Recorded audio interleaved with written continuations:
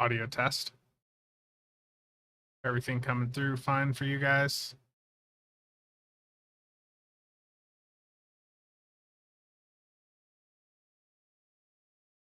How are you guys doing today? I see Chell's already in chat. Chrome, Nuke, Martin, Waldo, how you all doing? Get the back on.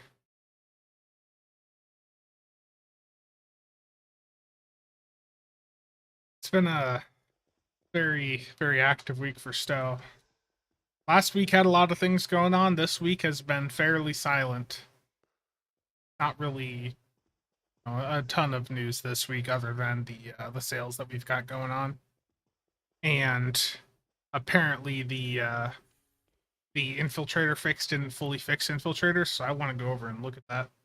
Rob, Jose, how's it going? Team fleet leader. I want to hear Rob. Terrible. So I haven't really played much. For like I've been in the game a lot, but I've mostly been doing market stuff. I did a couple TFOs the other day, and they were just brutal lag wise. So I haven't really been doing a ton of like flying around with my ship. Adjust the camera here. Mystic, how's it going? Oh, that angle's terrible. Go with the camera back up. My finger blocking the camera a little bit. How's Augie streaming?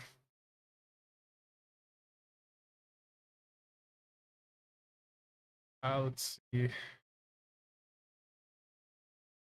Dark Ghost, how you doing? Mystic, I don't remember if I said hi to you, but hello. One gripe, why didn't they make a discovery recruit? I don't know. I don't know.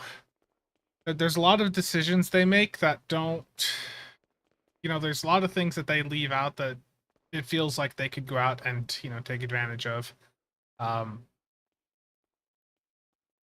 Like, why haven't they monetized Endeavor perk points yet? Like, if they made each Endeavor perk point cost 100,000 dilithium, I'd think of all the dilithium they'd get from that. Well, I raise this camera too high. Go.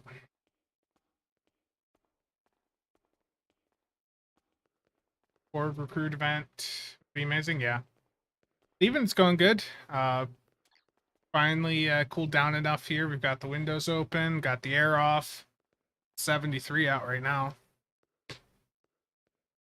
Yeah, I just like the Endeavor system, the reasoning that they've given for it is that they don't want, it's a system meant to keep people logging into the game, but at the same time, like if they put the cost at a certain point, it'll be too expensive for the majority of people to be able to justify it, but they can cash in on the people who care about min-maxing for PvE or PvP, who will go and spend that insane amount. Like, let's say, I think I've talked about this number before, but let's just say they put the Endeavor perk points in the Dill store for like 100,000 lithium per. There's 750 of them. That's 75 million Dill. Or in other words, that's about 1,500 US dollars worth of Zen. Like, that's an insane amount, right? Like, nobody in their, nobody mentally sane would go out and spend that. But you would have people going out and buying some tokens here or there to do, like, to skip ahead. I could see some people very much going out and dumping a load of lithium in, or a load of money in to get the lithium to do that. Wouldn't be the only solution out there to to permanently fix the lithium economy, but I think it'd help.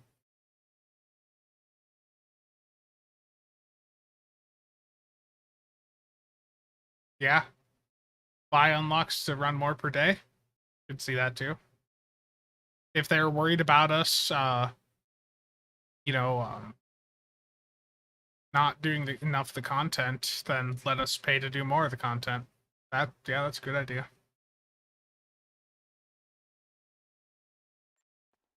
Would FOMO items like old consoles or Vandies be a much better match for the Dill store? Yeah, I mean, there's a bunch of different things they can do, but the issue is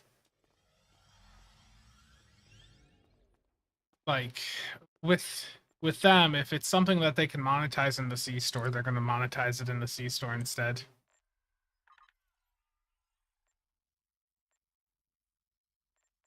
So for members, I've had a video up yesterday where I opened, I think it was yesterday, where I opened some Borg DOF packs. Most of the, well, a couple of those DOFs, including the big ones, have already moved, thankfully. But I've got a few that are still going to be slow to sell. Ranger, how's it going, buddy? Yeah. It's just a matter of them listening to even just a couple of them.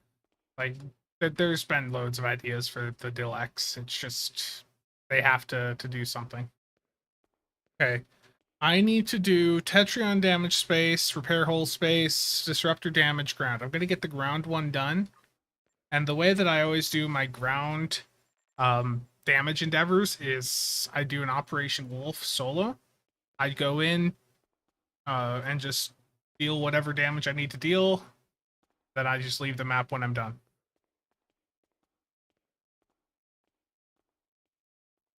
I sold a 42 the other day for 330, so I may have undercut you.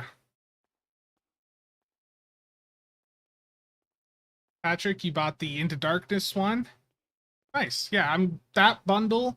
That is one that I do not yet own, and at some point, maybe around Black Friday, I'll look into finally picking it up. Right now, the only bundle that I own is Stealing Time, but that is a much more. It's limited with what you get. You do technically get more ships, but 6 of them are just alternate versions of 2 of the ships. So like you get the Temporal Science Destroyer, which is technically 3 ships, but it's all 3 ships are the exact same. It's just a different model for each of the factions, and same for the Temporal Destroyer. With the Kelvin Into Darkness bundle, the ships that you get out of that selection, that box of 3, those are 3 unique ships. The 2 heavy destroyers are the same ship, just different skin. One does have a battle cloak. But it's a much more diverse selection than the Sealing Time.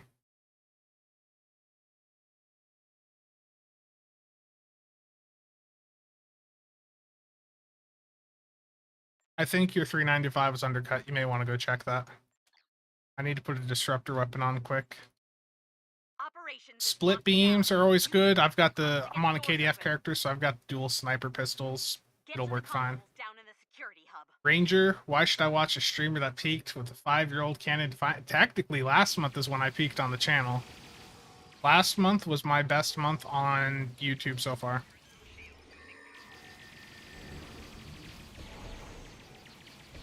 It was a crazy month last month. The news videos did very well. How many Borg packs did I end up opening? I opened 18 packs that I got for, or no, it was 16 packs that I got for 850 mil. Split beam rifles generally are my preferred weapon type. They tend to just be the most effective.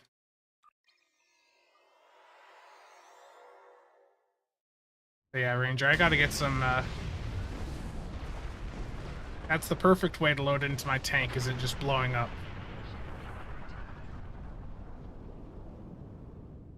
Ooh. The issue for me is that I didn't really play a ton of the older Trek games. Who's the ones that I know I played a couple over on the PS2. Like I know there was Star Trek Conquest, but I don't honestly remember what ships were in there that we don't already have. And if it was on the PS2, I probably had it, but I didn't actually go through and play all of them. I need to set up an emulator I can go through and just mess around with some of those games again.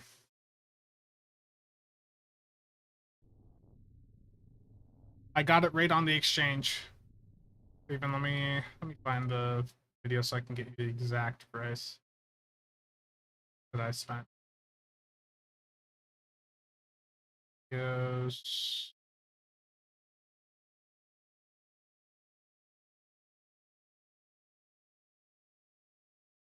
So I spent 850 mil to get 16 DOF packs. They were right on the exchange at that price. So I had a 33 cell, or not 33, a 42 cell for 330 mil, and then I sold a Borg Juggernaut that I've been sitting on for the past couple of months. I went through and sold that for 520 mil quick to get the EC to grab the that pack, and then I ripped them open in that video, and yeah, it was a really good lucky opening.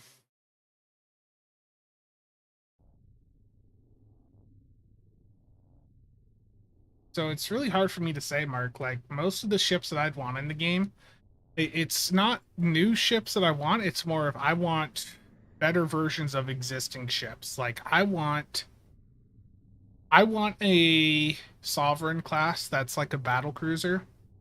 That would be nice to have, but I doubt we're gonna get that at this point. I would also really like, a better version of the Mogai. The Mogai is a ship that I flew a ton when I was starting out on my Romulan character. I don't even care if it's command. I mean, if it was command, that'd be good. But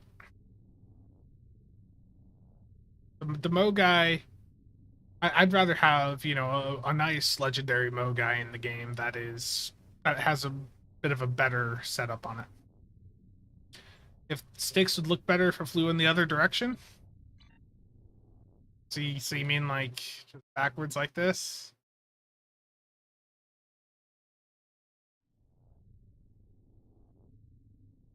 You can see it. The sticks is the way it's set up is it really could go either way there.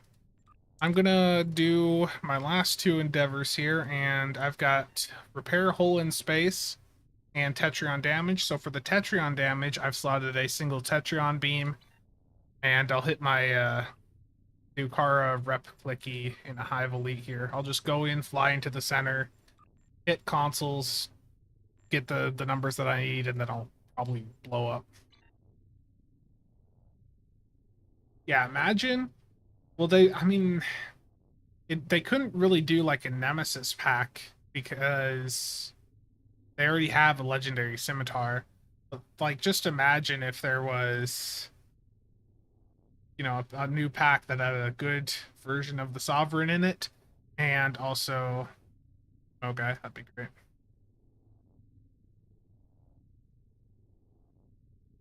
Alternatively, what they could really do too, and I think we talked about this a little bit last week when I was going over the holo emitters from the GPL store.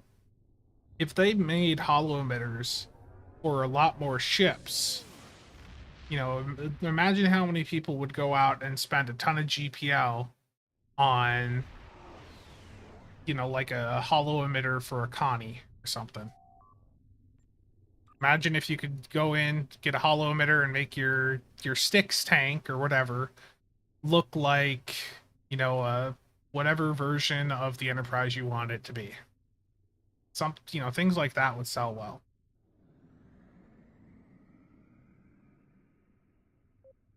Because a lot of people, really care about the skin of the ship, and if you could use any ship in the game and then have that visual appearance of the specific ship you want, people would be very happy.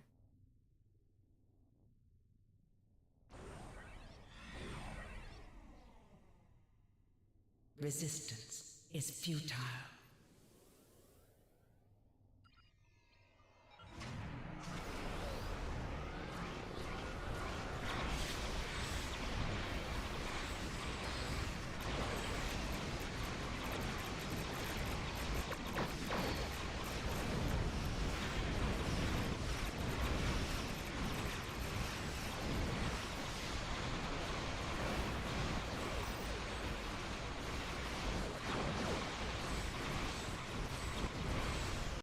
I'm gonna get out of there before the ship blows up.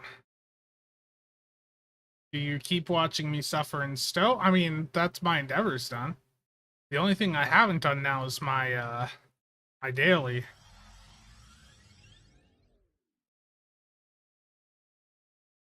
Probably costs more Latin. Yeah. I think that, given that they changed the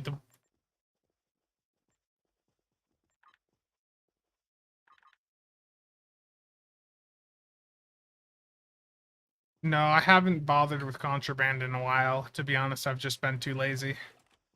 But given that you can go and bet so much in Dabo nowadays, um, I'm surprised they haven't put something into the GPL store that cost, a ton of GPL, because I think the cap for GPL is like, I think Jet was saying to me a while back, it's like 32 something billion or some stupid number like that.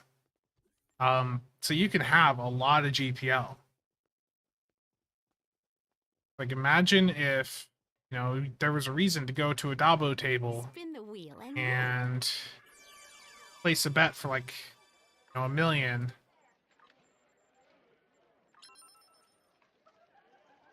Because you can actually get quite a bit of GPL with how much it lets you bet nowadays. It'd be a good EC sync if there was, good prizes in there.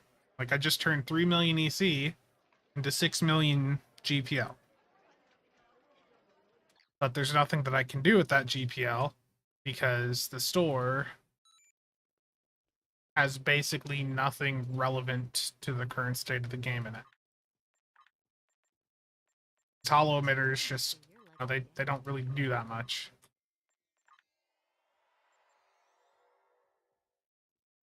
Yeah.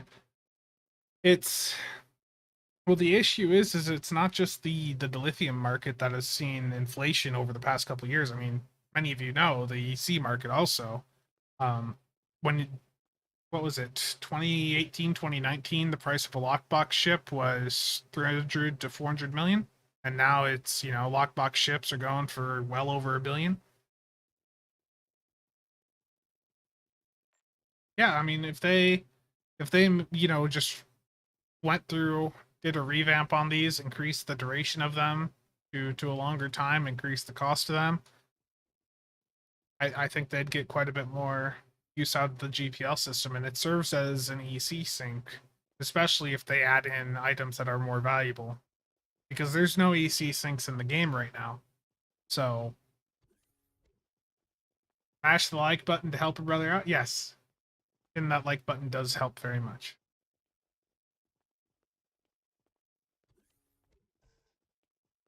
But we know how they feel about syncs, yeah. Yeah. Make sure you guys are claiming your free pack each day too. I was going through and let me find this. I didn't get this recorded yesterday because I just didn't really feel like it yesterday. But I was going through, I was going to finish up this spreadsheet for the cost of T6X tokens through the C store versus Phoenix.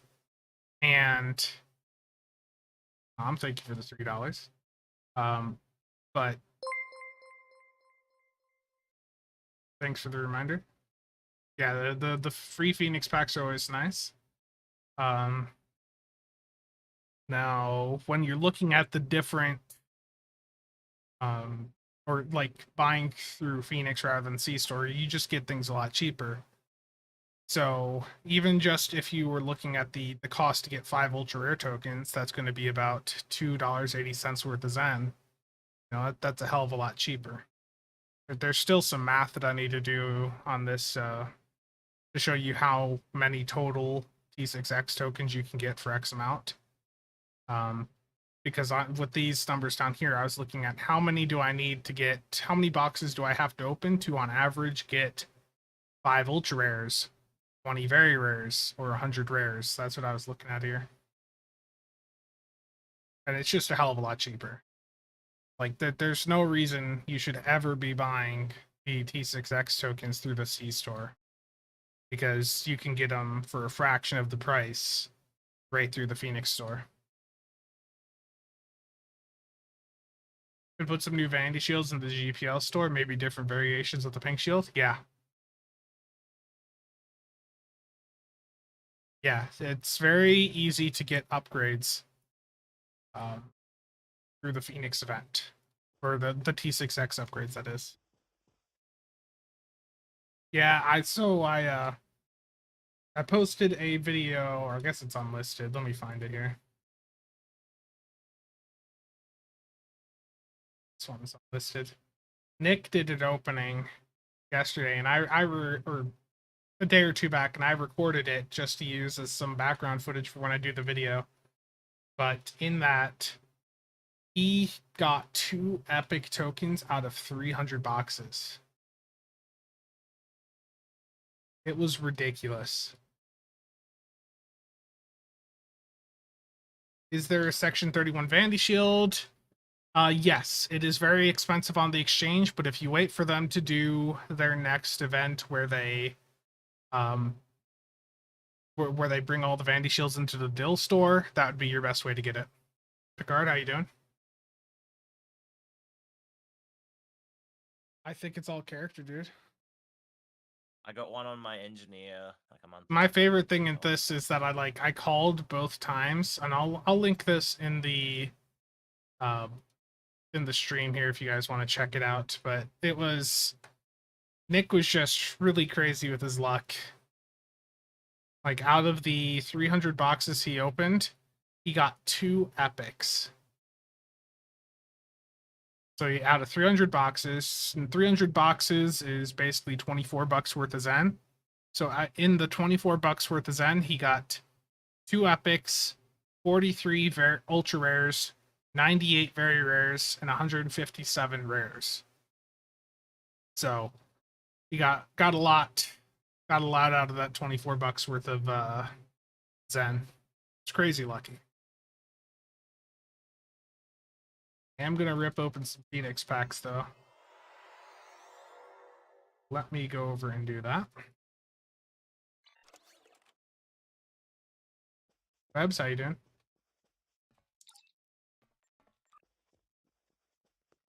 Okay, I think I've already got the dilithium here. I'm gonna move the epics to my bank. There's other stuff there too. I have 160k dill here. I'm going to go to the dill store. I always hit the wrong tabs when I'm trying to do things on streams. It's just...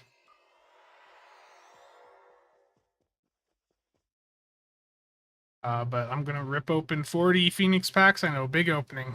This is the dilithium that I had on a couple characters.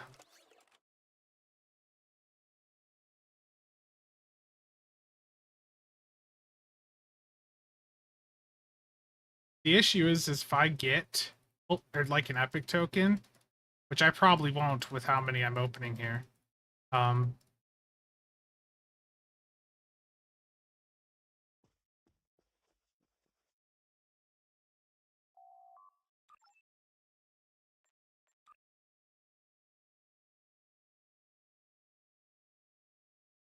Every time that I call that I'm like an epic token, 1 drops. Like the thing with this video with Nick yesterday. What was so funny about it is that both times he got an epic token, like I had called it. So we obviously must not be real friends because we're never silent. Fuck. Yeah, there's some swearing in the video, but you asshole. Like I called it in this one too. Rare, very rare, very rare, very rare. Give another epic game. It listened. Literally like listened in that opening for Nick too. That's apparently what you need. Apparently what you need in order to get an epic token in SO is to have me say something about the epic tokens, and then one will immediately drop. Such language uninstalling internet. Terrible. Yeah, so that's another epic token. I wish we could sell these things, because the unfortunate thing is I don't actually have anything to use these on.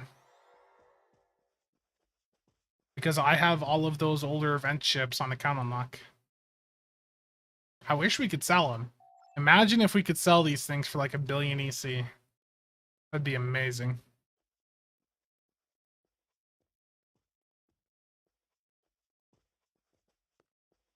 Yeah, PC Rage, you're gonna get an epic token. I believe in you.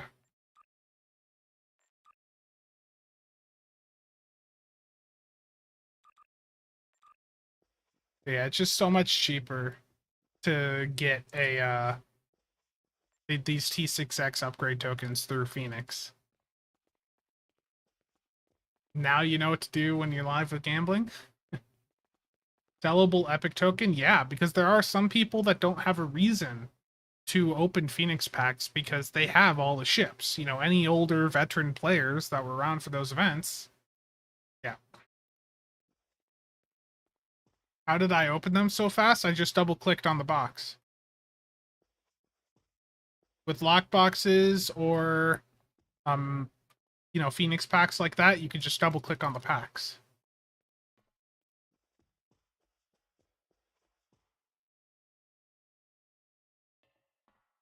Yeah, Patrick, there are a few duds in the Epic store. You know, if you're ever wanting to just go through and test it and like test the ships out, remember that you can utilize Tribble to test the Epic tokens. And if you transfer Phoenix boxes over to Tribble, if you don't have an Epic token and you would like to try out the you know the Epic token ships, every Phoenix pack that you open on the Tribble test server will open up as an Epic. But you can't buy them on the Tribble test server, so you have to copy a character over that has the Phoenix packs. Which I guess they also have that event over there, so you could probably just... Let me see if that event's enabled over there too.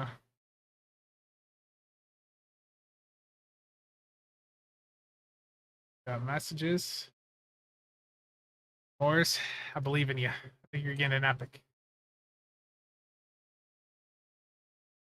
Believe it. Believe in you. I'm gonna have everyone saying to get in voice chat with them while they're doing openings to say something about the epic tokens.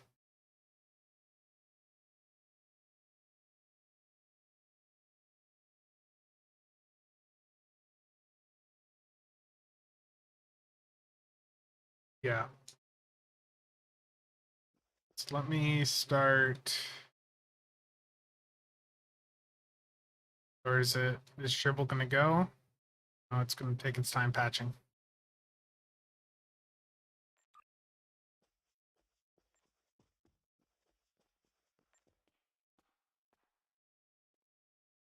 So I did if you guys remember the April Fool's video that I did earlier this year, that video, I ended up taking it down because a bunch of people got really upset with me about it. But I was opening Phoenix packs over on the Tribble test server explicitly because every pack you open over there, you know, gets you an epic token. Wonder if the NPC over on Tribble will give you a free epic or a free box like it does over on. Wonder if they have that event enabled here. I don't even remember which mission it is.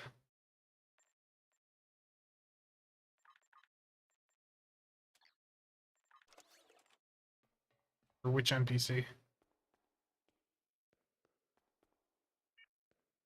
This one over here, I really don't remember. I don't know.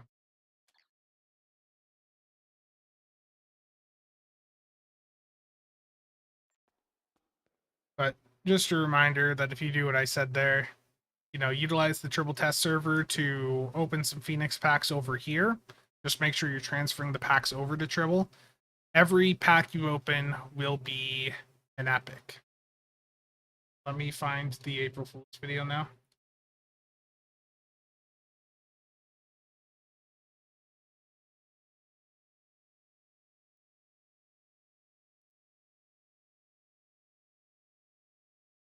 Yeah, so I had 60 boxes that I transferred over to the test server, and every last single one that I opened was an epic. Oh, okay. On regular servers, gotcha. So it must not be enabled on Tribble. I got 60 epics out of 60 boxes over on the Tribble test server. Patrick, no, it does not. Unfortunately, with the lock boxes, they have the exact same drop rate as live, which is um how so much testing has been done with like the drop rates and all that.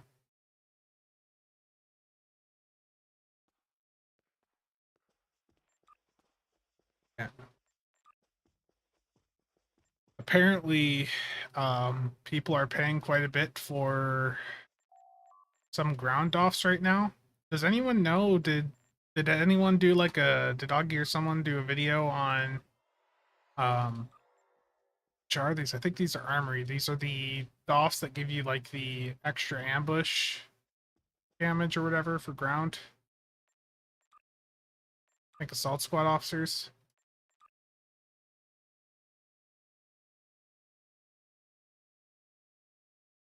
Oh, that's rough.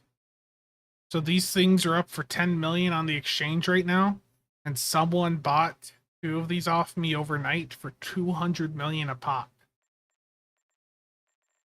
That's rough. That's a rough one right there for that person. Means I should pull down some of these offs. Githia, how you doing? What I need to do, what I really should have been doing for the last couple of weeks is just dump in some of these ground trait boxes. Like, I know people have been going nuts for like Hive Mind, quite a few other ground traits with the elite bridge officers. Gotcha. There's even more of a markup than that. The Dolphs that I sold were 200 mil per, and there's now ones up for 10 mil per for the exact same thing.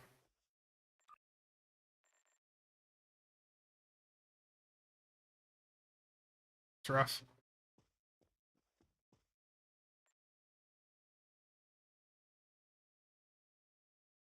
I've been continuing to work on my EC series where I go from 0 EC to 2 billion. But with the rules of that, I talked about that a week or two back. I'm not showing that character on stream because some of the things I'm selling, some of the markets that I'm going after, if I show those off, show them off on stream, someone could interfere in the process and make that market not a viable approach for me when I've invested that character for those specific markets. But that character is progressing quite well. Part 1's done, which was 0 EC to 50 million. Now I'm on part 2, which I'm thinking is going to be from 50 million EC to like 250 mil. I don't know. But the value of the stuff that I have posted on that character right now is at least half a bill. It's a matter of waiting for things to sell, and being it's a KDF character, it takes even longer. So I've been working on just a fun build here over on my Fed side. I haven't really done much with it, but I wanted to bring the Temporal Destroyer back out. The Temporal Destroyer is a bit of a nostalgic ship for me. This is a ship that I used to fly the Tier 5 version of quite a bit way back, and it's part of the Sealing Time bundle, and it's a ship that some people will skip over when they get the bundle. But for me, I opted to go for the Temporal Destroyer just because, like I said, I used to use the T5 version, was one of the first lockbox ships that I got, and the T6 version hasn't really aged well. It's being a 4-3 layout especially, but it should be fine for like a Beam Overload build. 400 Phoenix boxes later and not a single one. That's rough. The drop rate does suck. The drop rate absolutely terrible. ROM one is sick looking, yeah. I think all of the ships in the all the Temporal Destroyers and Science Vessels each have a really nice look. I also really like the Klingon version. Captain KPS, how you doing? What I don't like about these is with the Temporal Destroyer and the Temporal Science Vessel, it doesn't give you the Admiralty cards automatically like it would with a normal Sea Store ship. And it looks like this is just a thing with all the mud ships. So if you want to get all 3 of the Admiralty cards from like the Temporal Destroyer box, you would have to go through and get the box 3 times and pick each of the ships.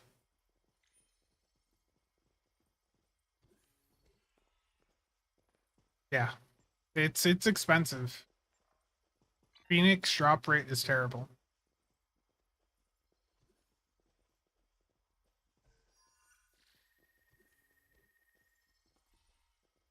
I haven't played through the story missions in a while, Patrick. But it's with this game, it's quite common to have issues pop up in some story missions, but the Iconian stuff should mostly be like fleshed out with how long that's been around. So I'm surprised you're running into issues with that stuff. And for this beam overload build that I'm doing on this, I decided to go with anti-proton. Just thought it fit the theme of the ship. I'm going to use the Delphic dual beam bank and the Chronoton dual beam bank. It's not really a high deeps build. It's more of a fun build. And I'm using Baul for the other anti-proton weapons, especially the Baul 2-piece with the Omni and the Baul console, because that enables the refractions on all anti-proton weapons, which is quite nice.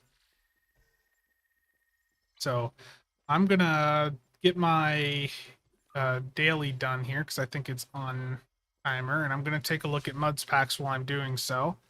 So if there's any questions you guys want to ask me about any Muds packs or anything like that, I'm gonna go and take a look at those while I get this done. It is the part of the mission with the Omega Particle minigame. That's weird. Yeah, that shouldn't be having an actual, like, stoppage. That's something with the server performance, most likely.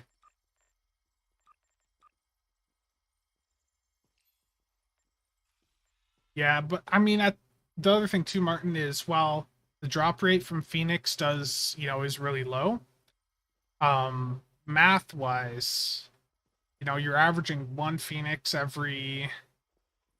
like 1 epic token every 60 to 70 bucks worth of Phoenix packs, right? Whereas with lock boxes or promos, it's still a bit higher than $60, $70 point. But obviously those ships have much more value than the Phoenix ones.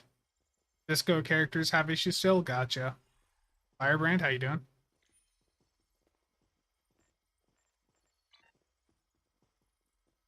So if you guys have any questions about any of the Muds bundles or any of the bundles that are in this sale, now would be the time to ask, because I'm gonna get my my daily done while I will be here just take a look at some of the stuff.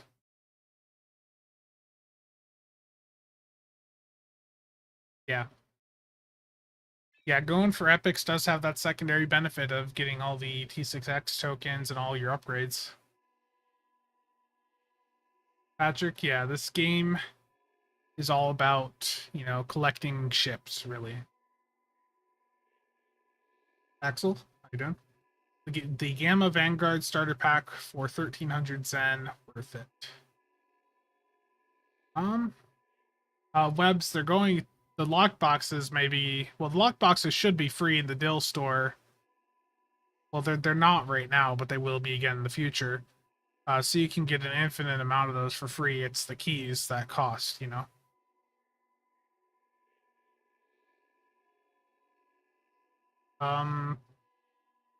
So let me kill this first group, then I'm gonna take a look at the questions in chat, because there's a few now.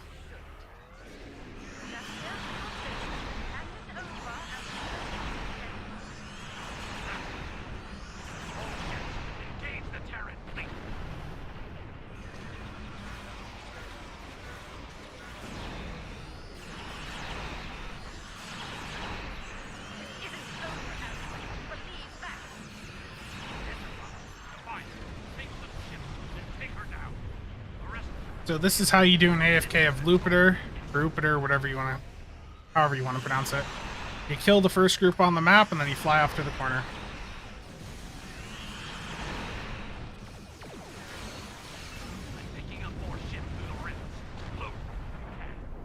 Okay, so first question I saw was Gamma Vanguard Starter Pack. What ship comes with that? Well, I'm gonna have to pull the wiki up. Good.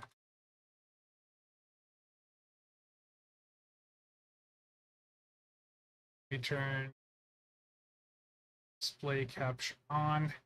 So this has the Gem Dread cruiser. Does unlock the Vanguard as a playable species. If you're actually looking at making a Jem'Hadar character, this isn't the worst thing ever. For $20, is it? So it's not the worst deal ever, especially if you're making a Jem'Hadar character. The Jem'Hadar Vanguard would be the optimal one to make. So Jem'Hadar Vanguards are the best Jem'Hadar race you can play. The Gem Dread Cruiser itself, it's a 4-4. It's a bit dated with its layout, especially the Commander Engineer with no specialization. But you could make this work. Like to get through most content there is. It's got a really good console on it. The Dominion targeting synchronizer. We use this actually on quite a lot of... Well, there's some high-end builds that will use this. For the haste you can get from it. It is a mark on target. And your teammates can also benefit from it. But it is something that you have to mark on the right target. If you just spam bar it, it's not gonna do too much for you. But yeah, for $20, is the Legendary Romulan bundle worth it? Yeah, Ethan. The Legendary Scimitar is an amazing ship. Really, with that bundle for $78, you're getting 3 ships. You're getting the Legendary Scimitar, which has a lot of value to it. It's a very good platform for energy weapons or torpedoes. And then you're getting the Legendary Tadaridex, which it's, for some people like it. But the big thing about it is it has the rapid emitting armaments trait, where when you use tractor beam, it's a starship trait where when you use the tractor beam on a target, it will launch out 3 extremely hard-hitting plasma torps to that target. But they can kill you if you're within 2 kilometers when they land. So it's definitely good. F. Question for you. The eye-popping numbers on HSE, is there a good tutorial on how to fly modern HSE? Not really. There's only really a couple people doing the high-level runs. And I don't think... I know Hansi Houston has some of the Wevo runs over on his YouTube channel on some of the streams. But that's just showing you his point of view in the run. It's not really showing you the strategy. Really the big thing with HSE is you're going to have it's a really specialized support tank with a Gravwell 3 that will go down and do its thing on the bottom tack cube at the start. The side DPS will follow them, and then you need 3 really good high DPS side DPS players that are on beam overload or torps to go in and clear out tack cubes at the start. Augie, thank you for the raid. I have not seen that functionality before. I have not seen that. That's the first YouTube raid that I've seen there, so thank you very much for that. How are you doing, man? 40 boxes. I'm sorry, Steven. Yeah, the Legendary Jem'Hadar Vanguard pack it's a really good value it's probably the most valuable Captain's bundle. But that's a bit more expensive at like 50, almost $60 now, isn't it?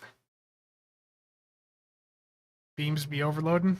I am way behind on chat here. Let me get caught up. Astrophysics is broken, not surprised. Yeah, the Gem Dread isn't the best ship in the game, but for $20, it'll get you through anything you're doing. It'll get you through normal, advanced, and most elite situations. Patrick, you can contact ARC support to have them get rid of the Zen cap, so you can buy more Zen than the like $200 or $400 limit in a X time frame.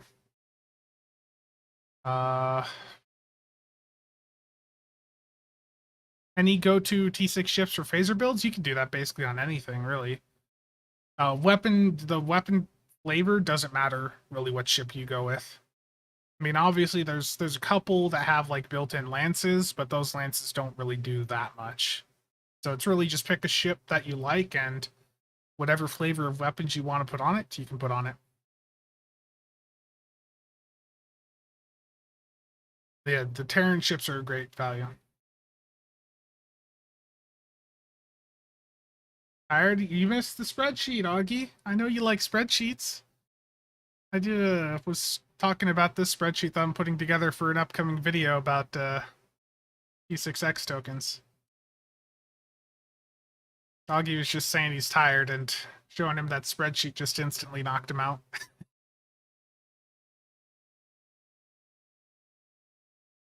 I mean, what type of builds do you fly? Do you fly energy weapons? You know, do you do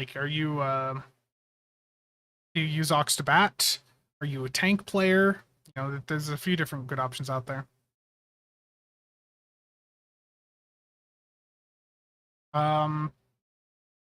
Any good T6 ships to get that recently came out? Oh, what's the name of it? I can't think of it right now. The Bozeman. Bozeman is one that I just got a couple weeks ago, and it's really good. The console on it's good, and as like an energy weapon platform, it's a really good ship. Bozeman, yeah.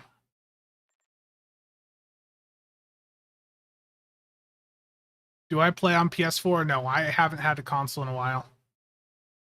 I actually, when I started playing Stowe, I had built a really budget PC, really bad graphics card. It was like an HD 5570 or something at the time. It's like a decade ago. And I sold my Xbox 360 to get I bought a better graphics card, a 7850.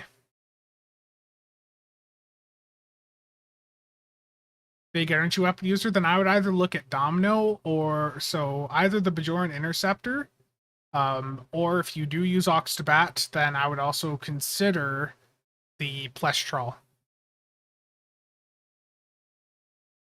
And if you want to shoot me a message about the HSE stuff, I can probably type some of that up a bit better for you after the stream. But really the main principle of it is there's going to be a really specialized tank build going and grouping everything up in this, like at the bottom tack cube for HSE. Then the EPG player comes in and does their thing, you know, to that area. And then then you're going to have the 3 side DPS players that Torps or Beam Overload, ideally Beam Overload, because Torps are just not consistent enough in HSE.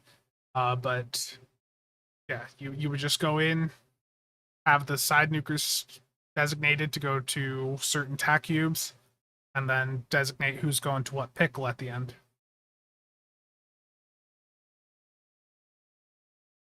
Yeah, it was a good decision overall. Well, back at the time, part of my reasoning for getting the better graphics card wasn't just Stowe. It was because I was really getting into Battlefield 3 at the time, and going from the 5570 to the 7850 was a hell of a jump at the time for me. There is no cross-platform for console and PC for STO. Unfortunately, no. This thing completed yet? Projector Alpha has been destroyed.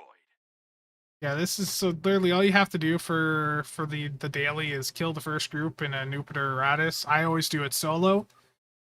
Just kill the first group, then fly off to the edge of the map, die, whatever, and just AFK it for 10 minutes.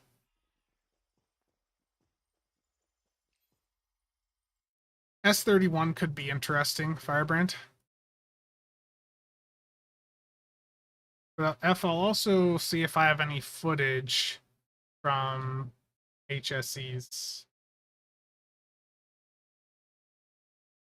here. Did I still have some footage from HSEs the other night? Let me open up my videos folder. What night did Nick get his record? Bozeman console plus cabot trait. I still haven't messed with the cabot trait, but it'll probably be a while before I get it. Nick got his record on the 24th, and I think we were doing runs still after that night. 24th.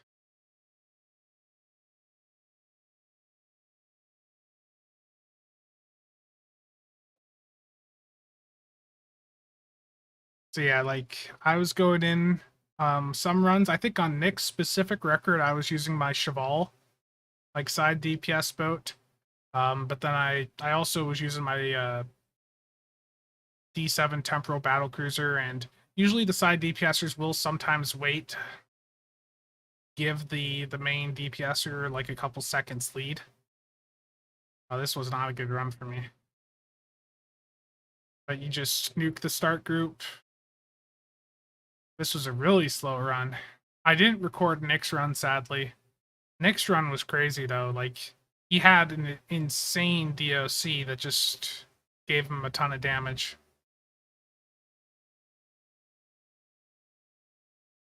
But yeah, it was just take out the start group as fast as possible. You have people designated to go to certain pickles, or Unimatrixes, we just call them pickles. Just take those out as quick as possible, and then take the queen out as quick as possible. So this was not one of the better runs for sure. This one was a run for Kenobi, and the way the HSE runs always go is generally the first couple will be really good, and then as you go further in, they just progressively get worse and worse. It's just like the curse of HSE runs. But yeah, I think Section 31 recruit would be the most interesting firebrand to me, especially weren't there a few more missions with Section 31 stuff early on in the game? I don't remember if those missions are still there. It's been so long since I've actually played through the storylines in this game. Yeah, Bozeman console's like a must-have for high-end play right now.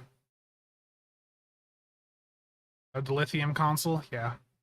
Assault Formation Theta, yeah. Assault Formation Theta is still a very good trait to get.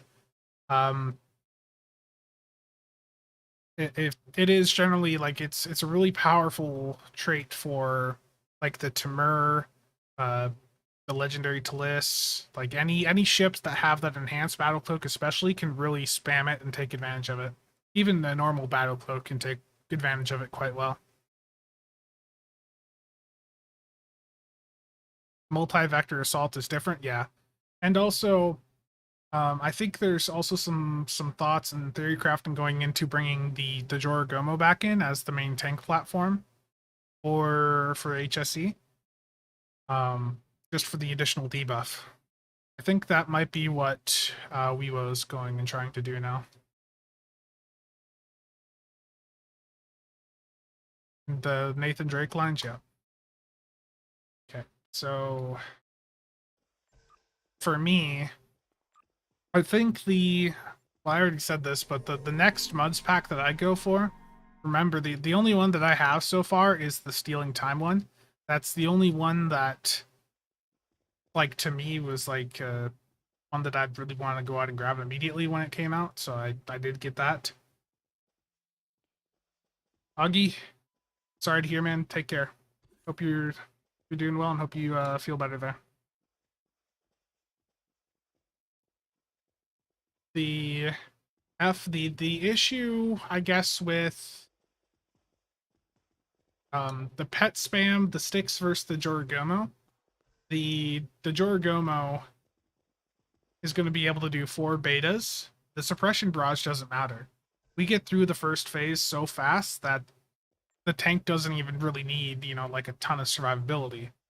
Like, I know the Tal Shiar adapted battle cruiser was a popular tanking platform for a while. The Tooth has been one also. I don't know what the current ones we're using. I know that the Cheval console stepped back in as like a big thing for some of the builds. Yeah, Augie, get well, man. Take care of that, and hope you start feeling well soon. That stuff's no joke. I took my mom to the hospital a couple weeks back for things like that, and she ended up being fine, but always a scary situation when stuff like that pops up. So on the topic of pet spam, we actually were having issues in some ISC supported runs recently where we were running like the entire supporting team, all 4 supporting players were running the Silic, and we each had 2 bays of either Herc Swarmers or the Alliance Fighters. And that ended up being very bad. It actually was, we ended up having an issue of we were causing despawn throughout most of the map.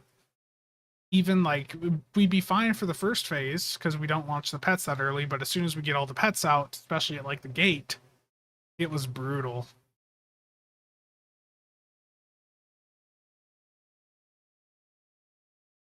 The hell did you, Stu, if you're here, Liz, what did you get? Stu's got some like funky hand looking mouse that he sent me a picture of. It's terrible. But yeah, there's not a ton of videos up about for the like the high end HSC stuff, and there's not really any strategy guides for it, so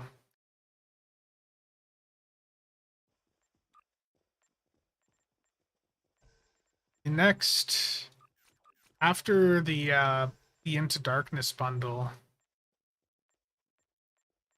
I don't know what I would get after Into Darkness, because Into Darkness I'm probably going to try to go for this Black Friday, because they'll probably do the same sale that they have now at Black Friday, along with you know, Zen charge bonus at the same time. So I'll probably take advantage of that to get the Into Darkness bundle. And for me, I'll get the Vulcan ship, the Heavy Destroyer, and then the Timeline Starship bundle. So that's 6 ships, basically all the ships but the Vengeance. The Vengeance is nice, but I can go and get the Vengeance for 300 to 400 million off the exchange.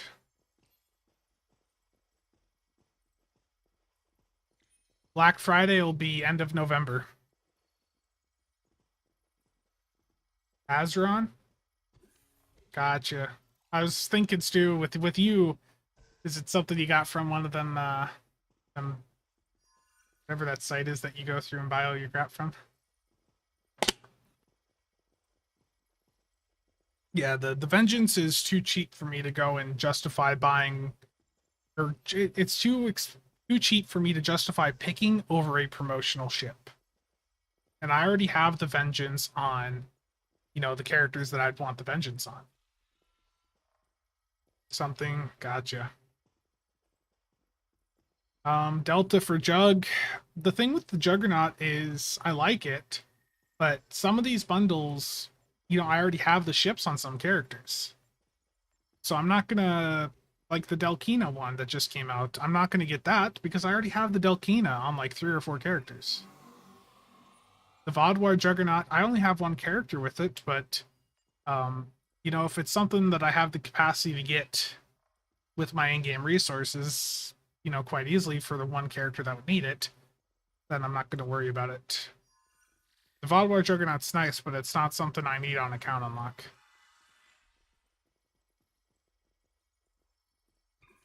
Yeah, and making EC is brutal. Like, it's a really slow process. I've been doing a challenge, you know, for myself where I go from 0 EC to 1 billion or to 2 billion. And at first I was thinking, you know, it would only take a couple weeks. But at the rate it is going right now, the pace of how slow things are to sell, it's probably going to take me, I won't be surprised if it takes me like a month or 2 to go and get it done. It's the same for the Stealing Time one, Stargate. Like for the different the different versions of the temporal science vessels and destroyers, you have to open each of those ships up on a character to get the Admiralty card. But what's really brutal about making EC is, there's the methods that, are quite public and blatant, like Tour of the Galaxy, Admiralty, Endeavors. Everyone knows about that stuff. But when you get into the more niche things, you have to have an understanding of the meta, like of what are DOFs that people actually use. You have to understand what DOFs are that people put on builds. So you have to know what's good and bad, and you have to find out the sources of those things. And if you can figure that out, you can make a ton of EC. But there's no good guide for that, because that's just, a lot of that is just figuring it out on your own. Intel has good torp traits. Yeah, the issue with that one is I'm not going to make torp boats on more characters. I like torp boats, but I wouldn't want to run a torp boat on every character. The Intel bundle does have some other good things in it, like Exodus, like you mentioned. But I also have that on the characters that would need that. Nick, how's it going, man? One more run of Boldly They Rode. I'm sorry for you. I know I've done that before, and that is a pain to go through and do over and over. Yeah, the thing is too with torp boats is there's a lot of negatives with them that aren't talked about. Like the fact that they're only really, they can do well in advanced, okay? But compared to other build types, they're just not as good for normal or advanced. Torp boats are an elite focused type of build. And they also have the downside that if there's anyone else or even another pet in the map with you that uses torps, it is stealing damage potential from you. So there's just too many negatives with torps that people don't realize is if certain things are in the run, your performance is going to be limited. So for most people, my recommendation is going to be like, cannon scatter volley, beam overload. Just stick with energy weapons. Stick with the things that you can take into any content, because beam overload, cannon scatter volley, surgical strikes, fall, whatever. Energy weapons are going to work in every situation. Torp boats only really work in elite. And like I said, you get a pet in there that's even just one person running a hanger pet that's launching torps, and if that pet hits the same target you're hitting, it's stealing your CF procs, which means you just lost your high yield for the next couple seconds. So quite a few cons there. I'm waiting for the D7 American Worker to come into the bundles. Yeah. That'll be an amazing bundle to see whenever that happens. Sphinx, how you doing? Mercstar, you run Space Wizard. Terrible. Now, EPG is a very viable method. EPG works, and it is amazing to have a good EPG boat in the run with you.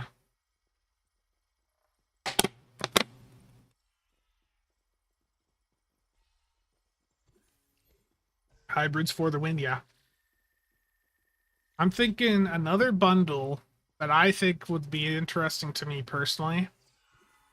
A year ago, I would have said In Command, but now I have most of these ships on the characters that I want them on.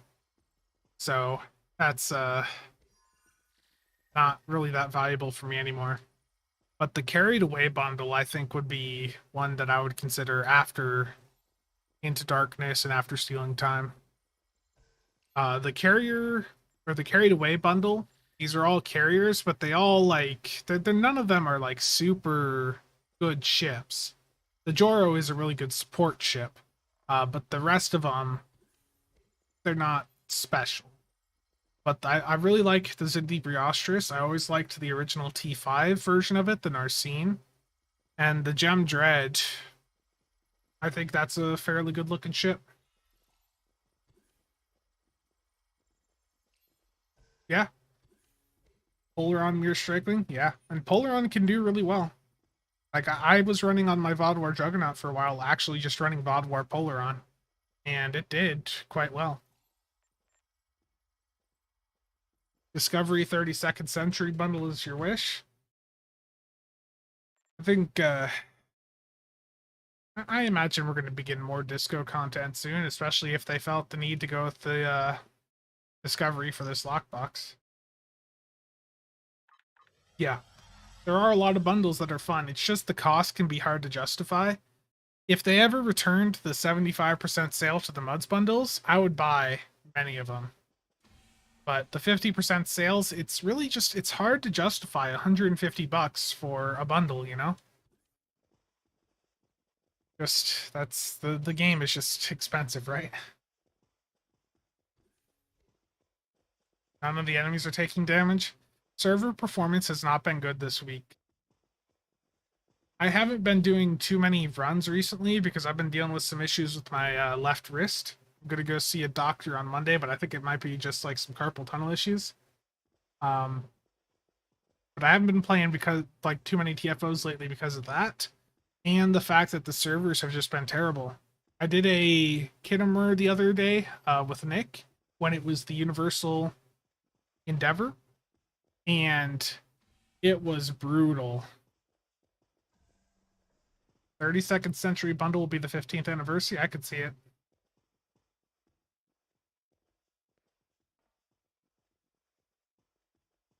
Yeah.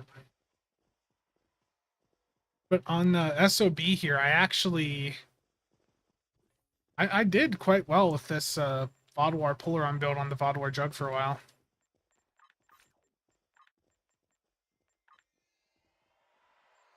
The loadout's not going to work, of course. You did an ISE with Augie and was lagging out of your mind? Yeah.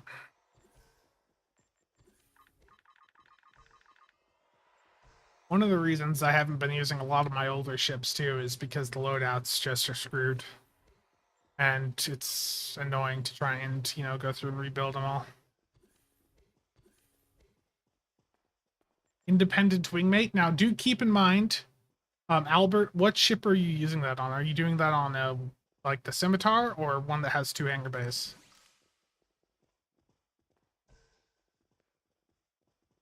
Morphogenic? Morphogenic is one that a set that I actually, and it sounds weird, but I never went out and fully got it. I just hated running home a while back, so I just never got the rest of the set. And I was away from the game in the time period where it was like the meta thing to put on builds, and when I came back, it had already started to fall out of favor, so I was just happy to not have to run the mission over and over. Okay. So Independent Wingmate for you is working as intended.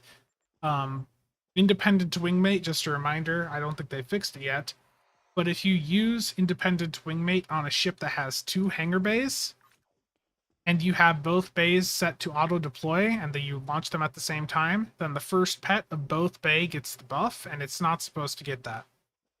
So that will be dealt with here in the near future. It's only supposed to be 1 pet from a single bay that gets the boost. So the Scimitar is working as intended with it. Demo, yeah. I think, though, to be honest, based on the blowback that they got from the nerfs that they did do, they might, at least for right now, I feel like they might just hold off on doing anything else. Because they had a lot of blowback. Ryan, people will always complain, especially if the map is completed fast. You'll have some people complaining that the DPSers are glitching the game. It's just that the person complaining usually doesn't know how to play.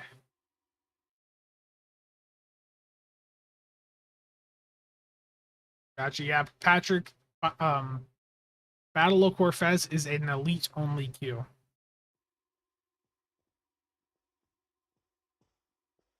Yeah. Suliban Silic is a good... Yeah, the Silic is crazy. It's got this console on it, too, called the IFF Manipulator. This console has made the Silic, like, the current meta support platform.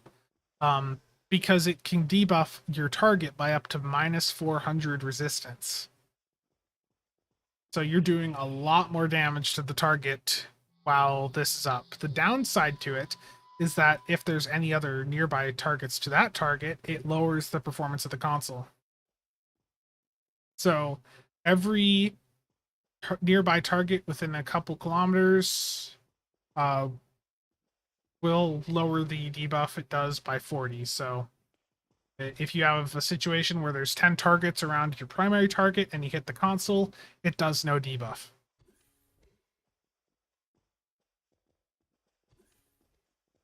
There's a lot of ships I have that I haven't actually used, like the Amari, the pilot, or the pirate ship you were just talking about there. I've never used it. I don't think I even have it on this character. But I've got it on Reclaim through the Muds bundle. Yeah.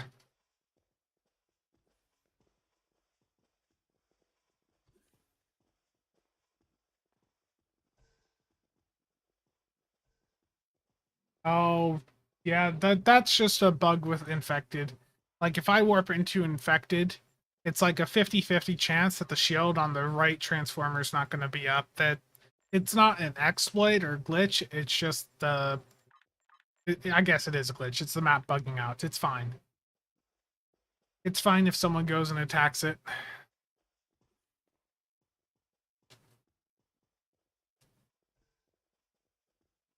Party carrier as well.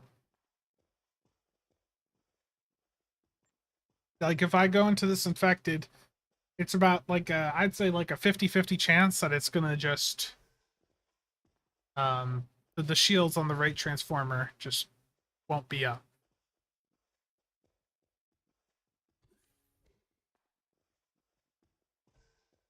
Just have to wait. I did hit the button to start this, it just hasn't started.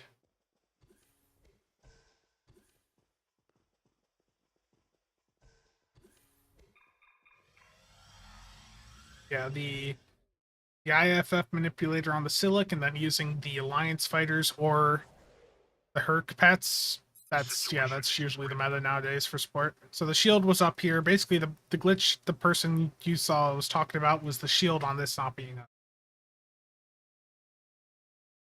It didn't finish? Oh. That's weird.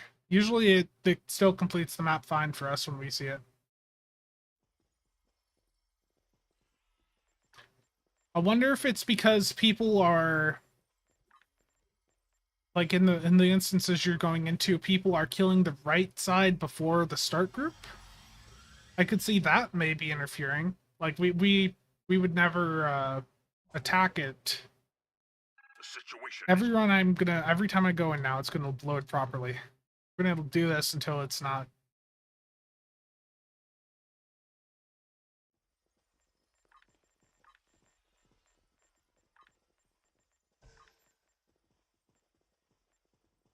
Yeah, usually you would just go left.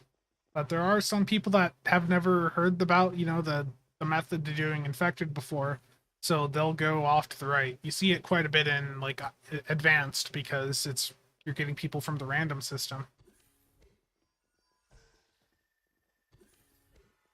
Gotta wait for it to load again.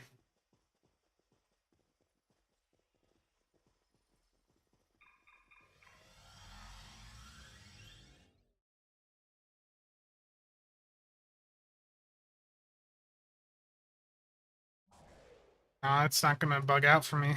the situation is There grim. it goes. There it goes. This is the bug that you were seeing, where you could target the right transformer right off the bat. It's supposed to be shielded like the left one here, but quite often it bugs out and it's like this right one.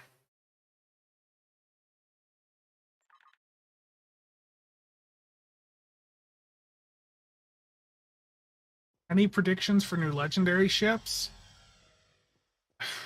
Right now, no. I haven't heard anything.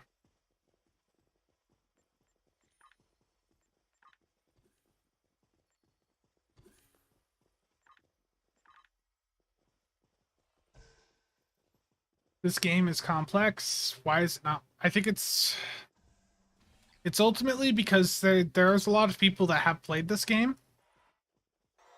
Yeah, no problem, Ryan. The Valdor or Negvar, yeah. Yes, Rob.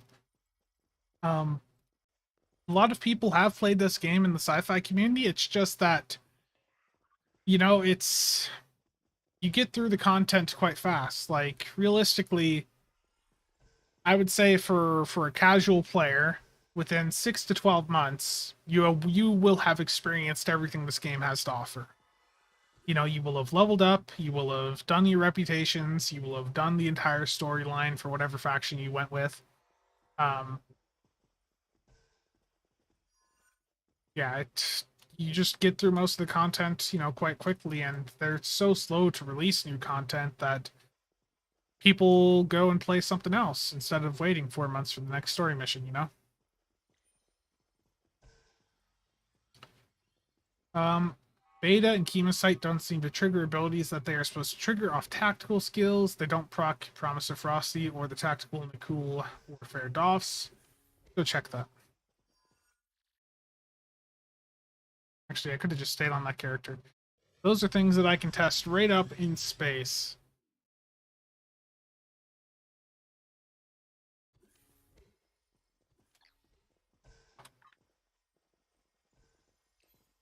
Yeah, this is the thing with this game. It's important to note is that it's a sandbox.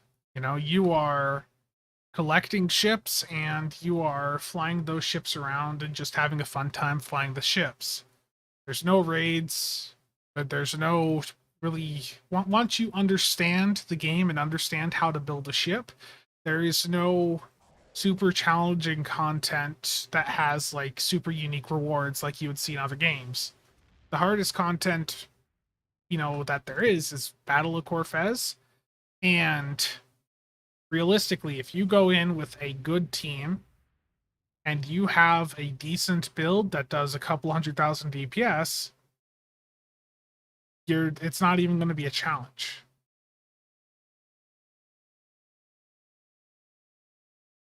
Yeah, SCM, Firebrand, I'm glad you've been enjoying it. SCM, like parsing, does add a layer to the game so you can see your performance, see how you're doing.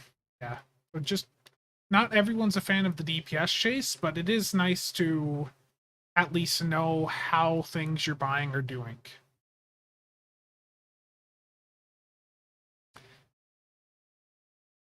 Move on to World of Warships. I already play World of Warships. I've got the dockyard done for the week. I already did all the naval battles for the clan for the week. I played Warships for like a couple hours yesterday. Ranger, I got to get the Minotaur still. STO raids. Could you imagine like a tac cube? Like just one big tac cube that has a ton of HP? Don't want to see me playing Mino? Look, Ranger, I don't play well on stream. That's just generally how it goes for me. But I know how to play a cruiser and hide behind an island. The Kithia, Nick is a big fan. Nick is a very big fan of the GK. So I need to, let me scroll up here. The issue was some tac abilities are not triggering some DOFs. So I have a 24 on, a 27. We're gonna see if I get procs from the 27s or the 24 or the 23. So I'm gonna hit beta, Hemosite.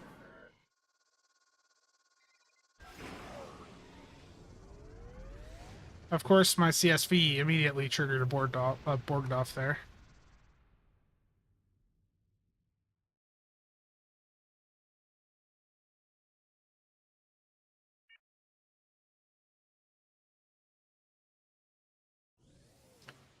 Yeah, I think they're scared of like changing ISA and ISC, but ultimately I think DPS chasers would be fine so long as they came out with a test map. Like I think many of us at this point would much rather have a static test dummy that lets us just whale out on a single, the single target or group of targets that are just static, rather than dealing with the issues we have right now trying to do runs with server performance, or not having a full team. Okay, I'm going to keep hitting these, see if I can get a Borg DOF to go off.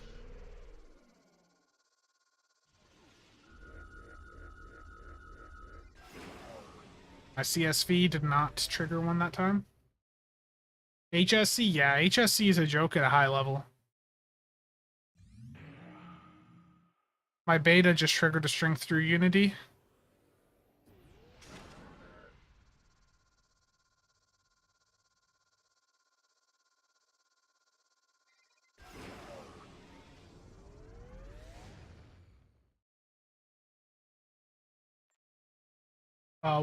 Oh, no, cool warfare specialist and promise of ferocity that weren't triggering. Let me. Okay, I got you. So, promise of ferocity.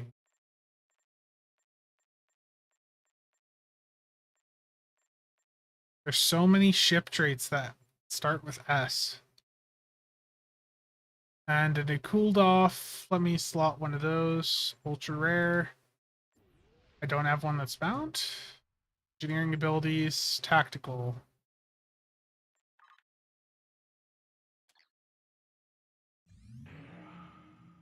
My beta immediately triggered the Nicole.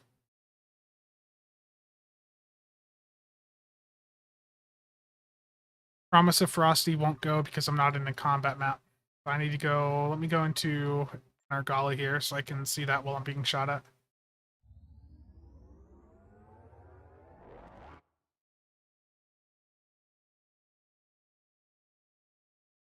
Hold on, I'll catch up on chat here. Let me just get in this so I can see if Promise of Ferocity is being triggered or not.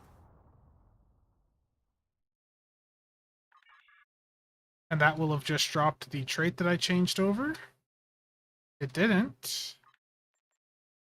Oh, okay, it's all there.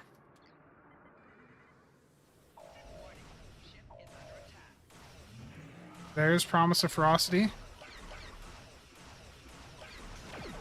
Yeah, it's triggering for me off beta and chemosite.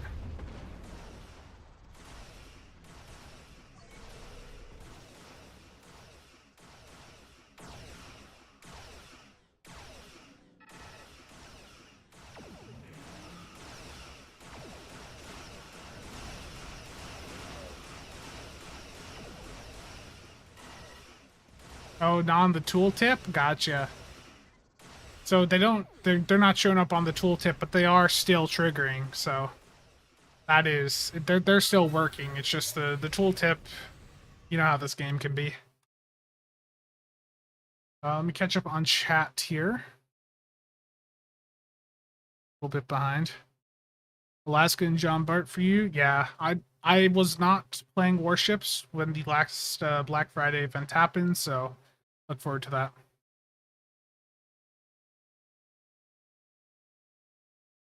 Yeah, the plasma bolt, yeah.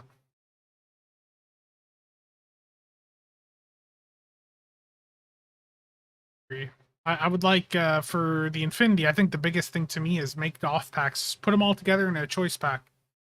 That would be huge for the market.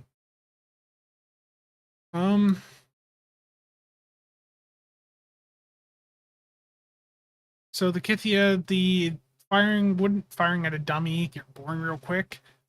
Potentially, but I think it would resolve a lot of the DPS testing we do.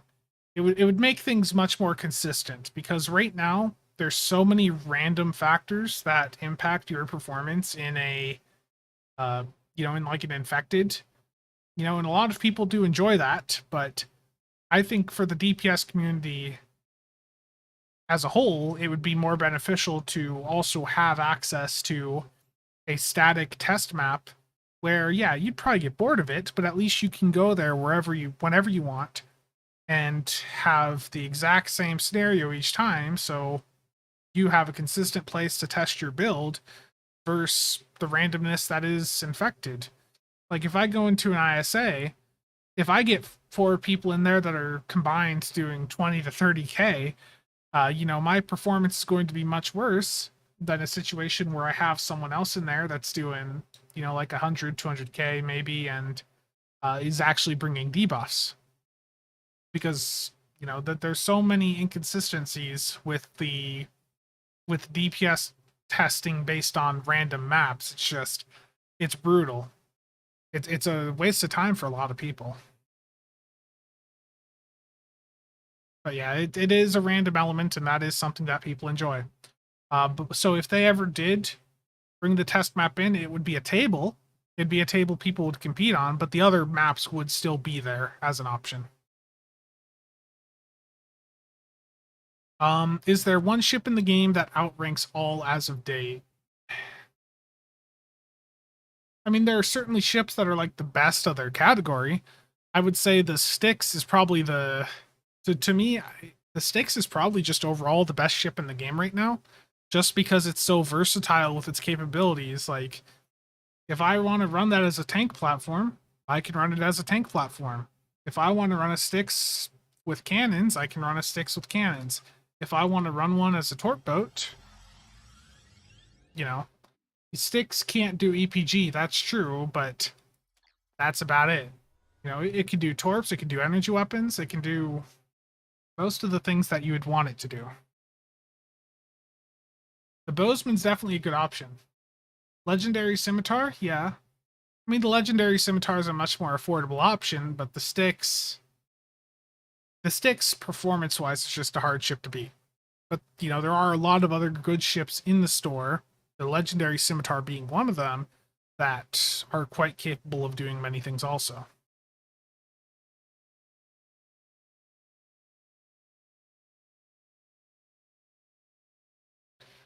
They're never going to fix performance issues. I mean, there's even videos from like before Stowe came out of like City of Heroes or Champions Online or whatever, like having performance issues like what we see today.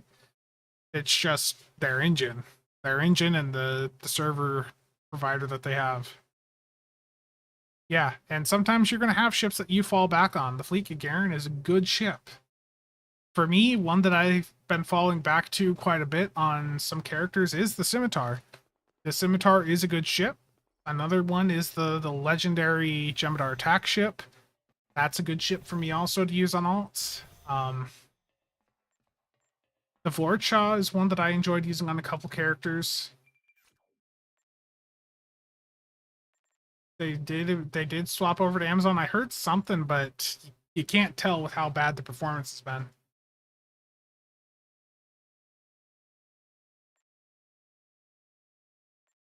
We get lots of server lag for sure. I need to go through and find another sensor link dual beam bank, and I think I have one in my bank.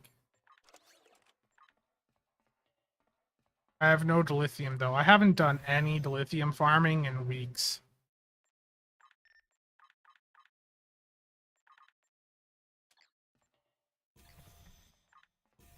Need to go up to the lobby. I think I have another sensor linked dual beam bank in here somewhere. Right here.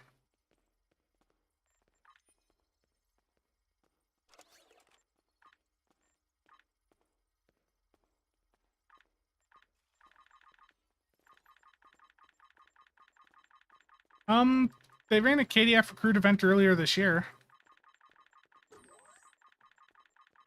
I've barely played Star Citizen, Patrick.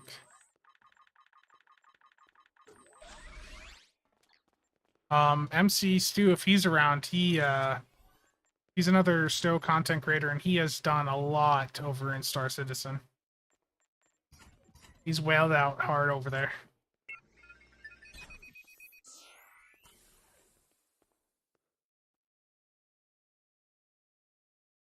Did you get caught by the filter? Saying bad words, no scope, JFK?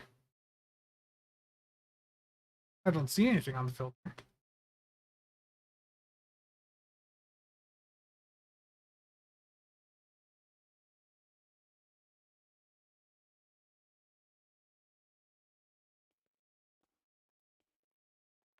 Yeah, it's a good name, isn't it?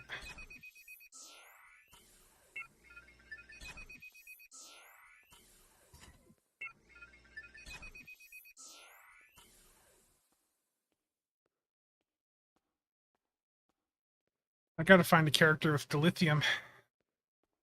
I want to get this last dual beam bank swapped over to a sensor linked.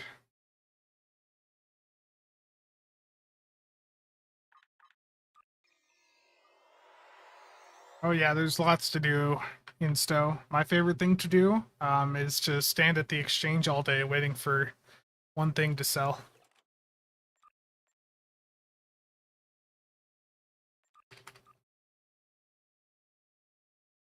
I've only bought one of the starter ships in Star Citizen, and I haven't played it in a couple years, to be honest.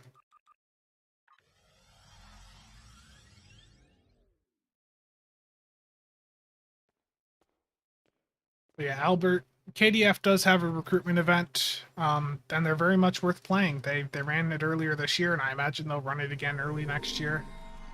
There is a perk from KDF recruits that makes it so you get 10% additional Endeavor experience account wide. So it is very good to go for.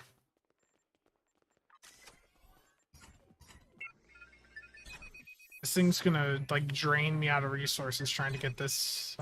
There's one more damage. Can I get a crit D damage game? The game's being nice today. All I have to say, is I just have to ask for it and I get it. Just like with the epic token earlier.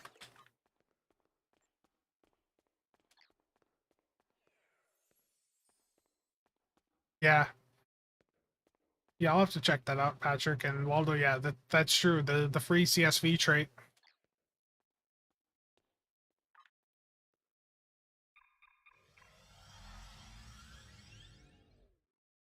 Stowe's end game is I don't know.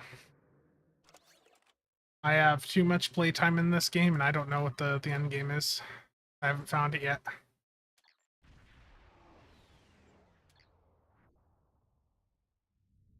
Yeah, I'm hacking. Yeah. Exactly. How'd you know?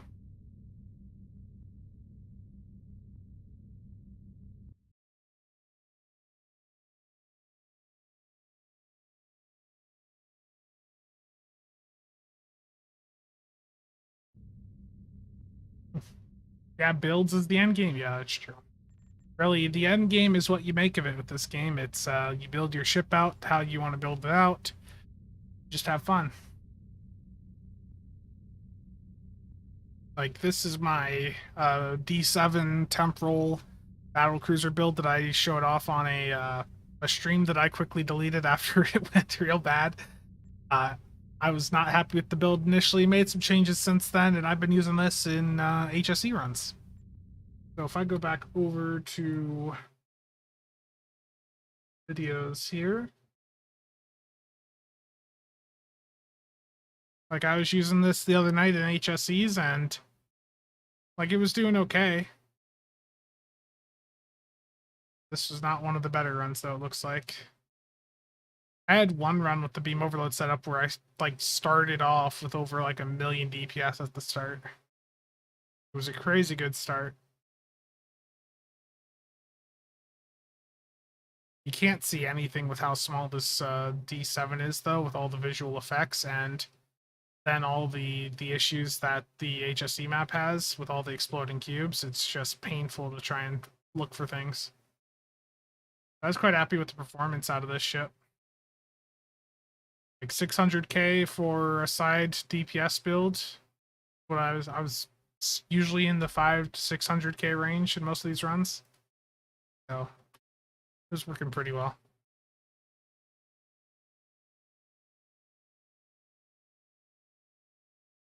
Ed, that's rough. You just need me to say, epic token right as you're doing the opening. That's apparently the key if you saw the start of this stream.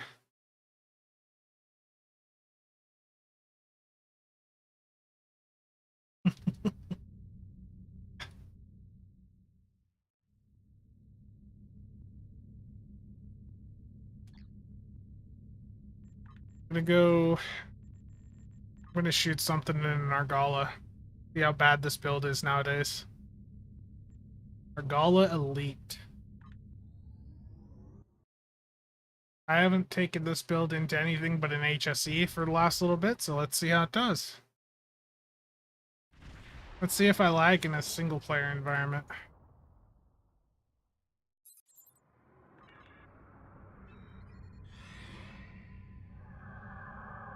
This is the Temporal D7 Battlecruiser.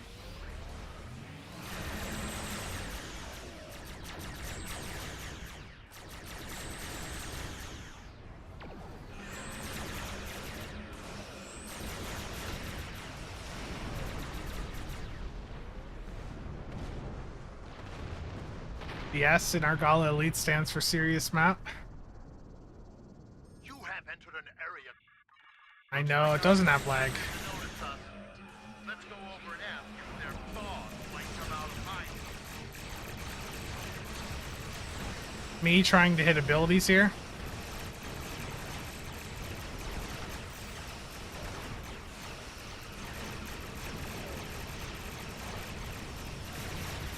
Keep concentrating fire on Hey Chell, how do you like me having my fire weapons keybind on my spam bar? quietly.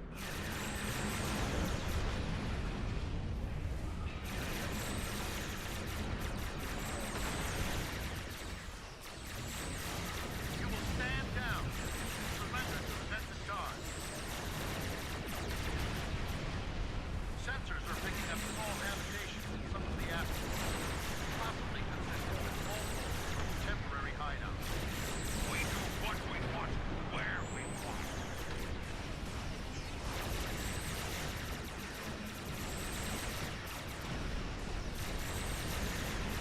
Picked up a tight beam transmission on a new frequency. We're jamming that spectrum on their comms now, but it was probably a call for assistance.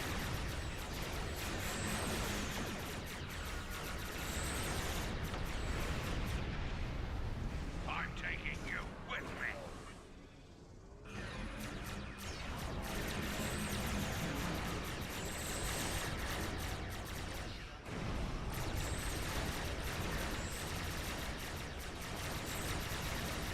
Beam overload.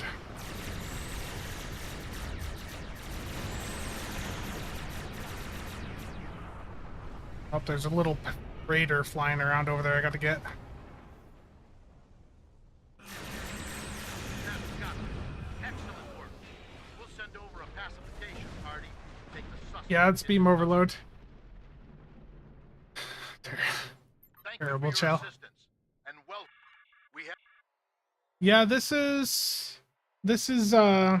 just my beam overload setup on the D7 Temporal Battlecruiser. This was like the ship that I rated as like one of the best beam overload platforms. Or did I have this at the top? I don't actually remember.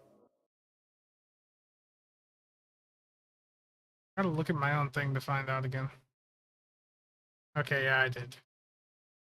Yeah, the D7 Temporal Battlecruiser, just a really good layout on it for beam overload because it can do recursive 3 and override subsystem safeties 3. And it's got a battle cloak. The negative with it is that it's a promo ship and it has only 4 bridge officers because it's got 3 lieutenant commanders and then a commander. But this is beam overload.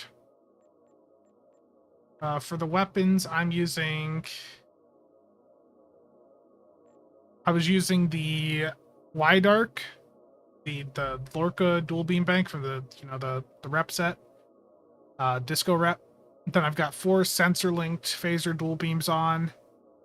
The aft weapons were sensor linked Omni, trilithium Omni for the 2-piece because that gives you firing cycle haste.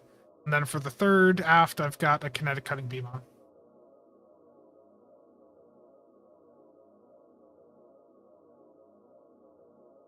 Recommendations for secondary specialization. Honestly, most of the time nowadays, my secondary spec ends up being temporal. But strategist is a good one to work on. Commando is really good for ground.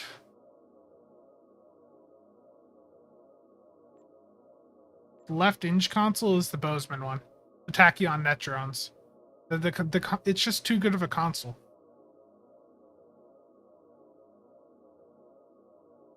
Are they worth it on a side Gravwell build? I don't know. You know, the nice thing about it is that it can shut the shields off on your target. Yeah, I used to use Constable, but the issue with Constable is that content dies too fast for it.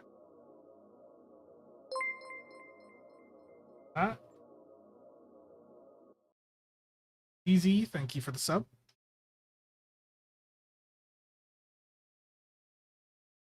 So yeah, it's the Bozeman console over at the left that gives you some crit chance, severity, and then the clicky on it debuffs things and will shut their shields off.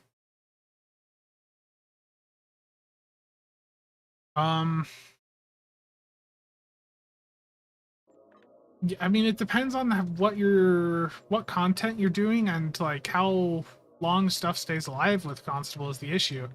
Because Constable, yeah, it takes the 4 seconds to like lock on and start building up the targets, but with the powerful enough build, things are already a good chunk of the way dead in those 4 seconds.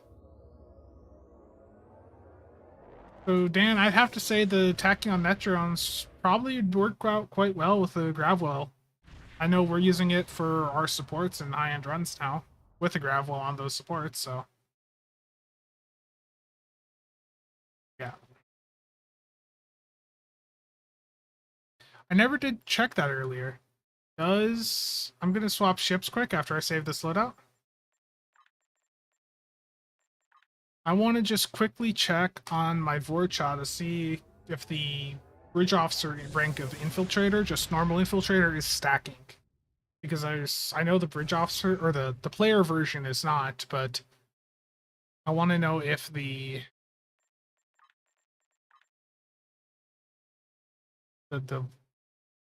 bridge officer one is. Now the bridge officer one's working, so it's just the player infiltrator that's broken.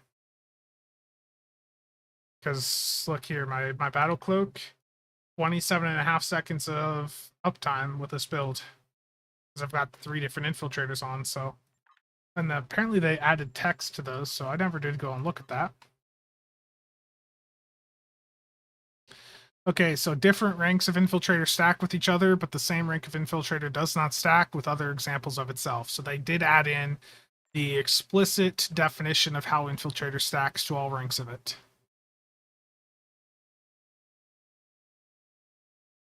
Yeah, it's the debuff, Dan. The debuff and the potential to shut shields off. You saw how fast targets were dying as soon as as soon as the shields were off on them while that console's on them, they just died.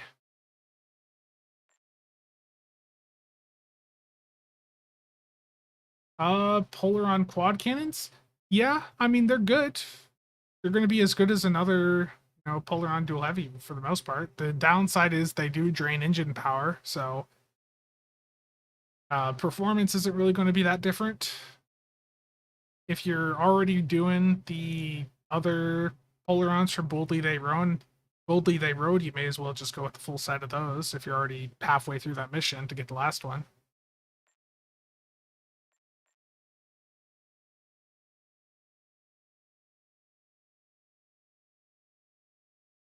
And I even responded to the systems guy on Reddit and said, hey, the player version of this is not currently, stacking.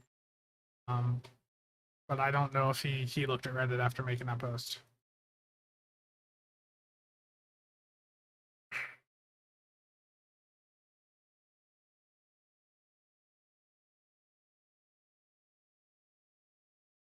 So I didn't realize how many people buy bridge officer manuals. It's crazy. I need to start spamming those a bit more. We were talking about EC methods before. One of the best things that I'm already done with it in my EC generation series, so I'll talk about it. But one of the very first things that I realized when doing the first part of the EC series was that bridge officer manuals, they sell crazy well on the exchange.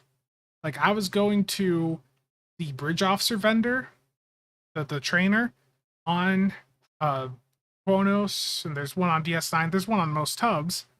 Buying the common or uncommon bridge officer manuals, like a tractor beam 1, for 250 EC, and I was selling it for 250,000 EC. Like, things like that for that challenge, like, that stuff adds up. 22 chemo 1 ready.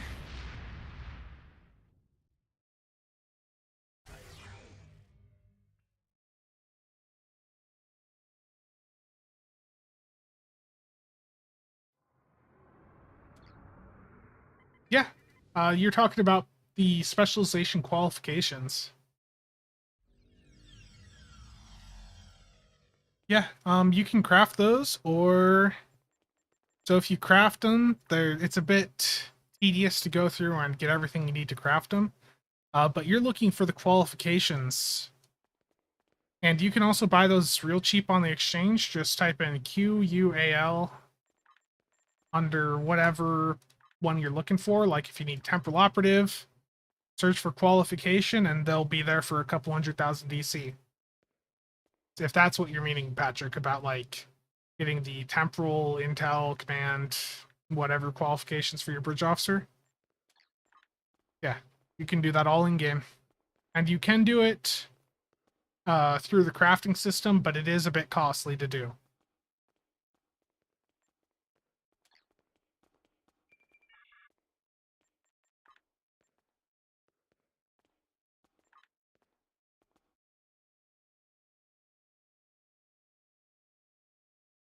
Yeah. There's a lot of things in the game that it does the game just doesn't explain very well. So I ripped open a couple of Delta DOF packs this morning, and I got screwed over on the crit DOFs, but I bought 345 million EC worth of Delta packs. I opened them, and I got about 700 mil out of it. I got a Scramble Fighters and Delta Prime. I only got one purple projectile crit off, but I had a couple rares that just sold there. But I sold that Scramble Fighters to get me an Adolith for my Fed Psi earlier. I just haven't leveled it up yet.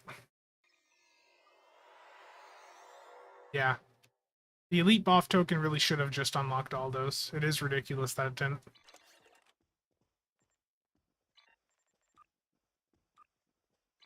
So I bought an Adolith on this character for myself earlier, and I'll probably level it up when I feel like leveling up a ship, but the beam overload build that I was setting up on this will do a little bit better. Yes, hitting the like button is very much appreciated. If one can be bothered to sell DOS, the sell ship farm is pretty nice, yeah. The sell ship missions, if you know how to do them, are really good. And for reference for what we're talking about there, with the Suliban sell ship, which is a freighter that you can buy off the exchange, or it's a random drop from Romulan Survivor DOF packs, it has missions on it that you can do, DOF missions, that will net you DOFs, and if you get lucky with the crit, you can get very rare quality DOFs from it. You like the orange-black? That's the stock look of the Klein, the Temporal Destroyer. It's a ship that I like how it looks. I like, it brings back a lot of nostalgia to me. So when you're doing these missions on the Suliban cell ship, you have to go to the check available, or when you beam in, it's this console like directly opposite the exchange. So it's over on the right side of the bridge here. Contact duty officers, Tau Dua aid, check available assignments.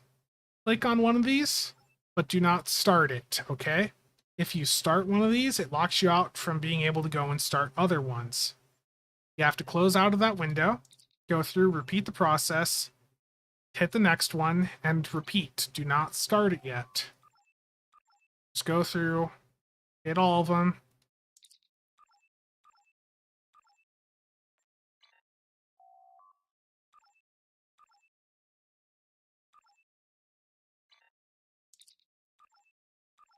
little bit tedious, but it's worth it in the end. Now, once you have gotten all of them, they're going to show up in your personal tab. And you're going to see them here with 120-hour duration. You can start them all from here once you've picked them all up. So, start this. Starting that. I'm going to change the DOF on that mission. Starting it.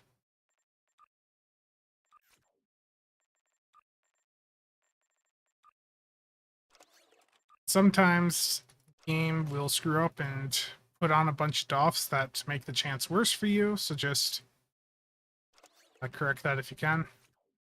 And they're just like that. All 6 of them are up and running. Had I just started one of them, it would have screwed me over. I can go and show you that on a different character now. As far as I'm aware, they never fixed this, but this has been an issue since this cell ship came out. Yeah. It's just a pain to go through and run them all.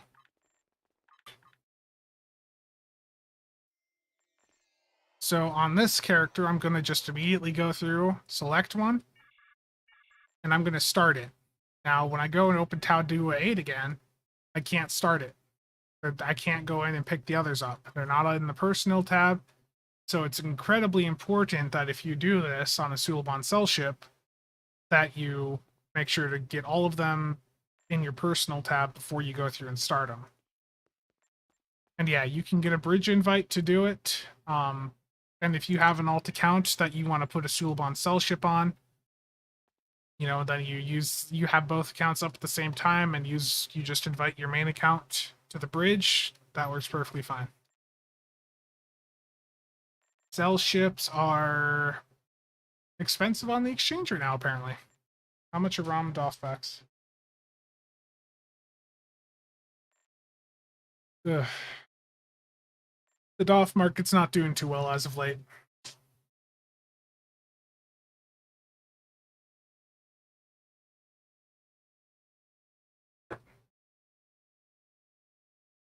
Okay. Yeah, the Suliban cell ships, there's not many of them available.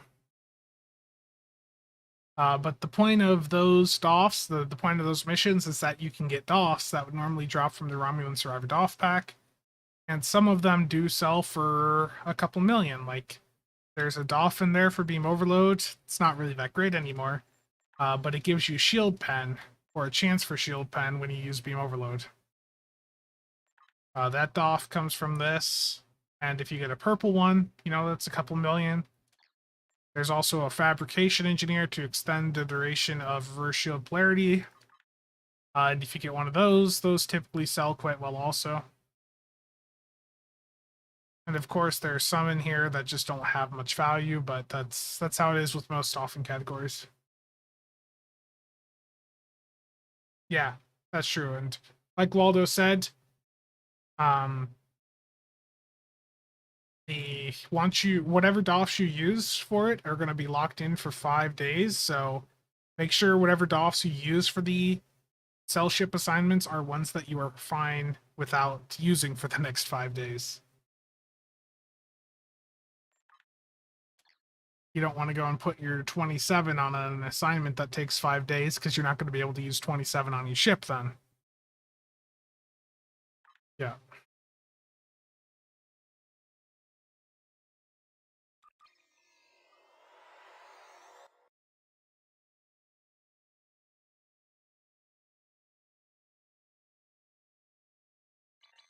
Yeah, that makes sense.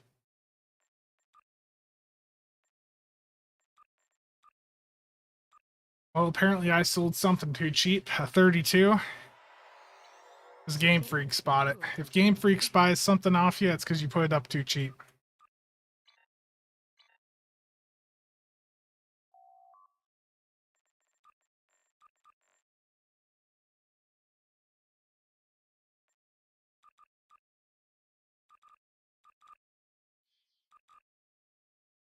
I like the prices of those cell ships right now, so I'm gonna rip open some ROM Survivor packs and see if my luck's good or not.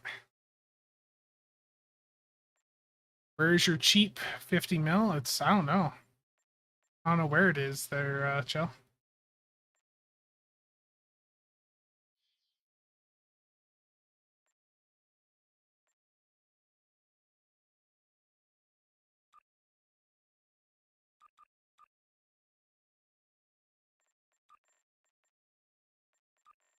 Just gonna take a look at the market here, see what's going on.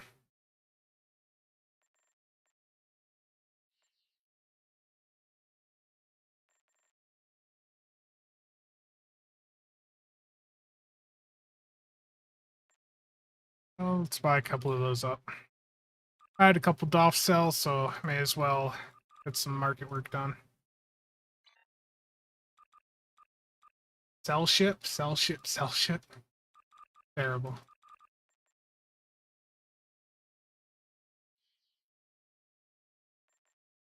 The DOF market is where you make the most GC in this game, but people do not like the amount of work that it entails.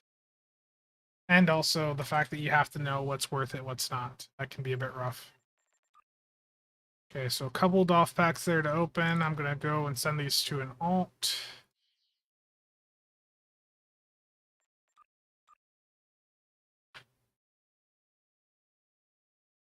I need to find a KDF character that's got room for me to open DOFs.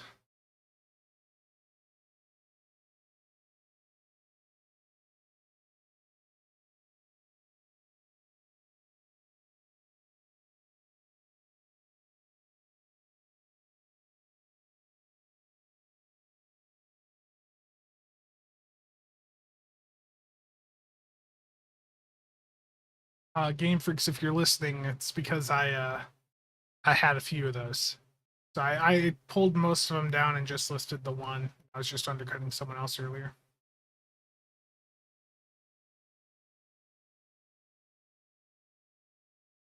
I gotta say sell ship when I do the opening. I got it now. Gotta have that luck from earlier. Or at the start of the stream, I just mentioned epic token, and I got an epic token. I need a sell ship.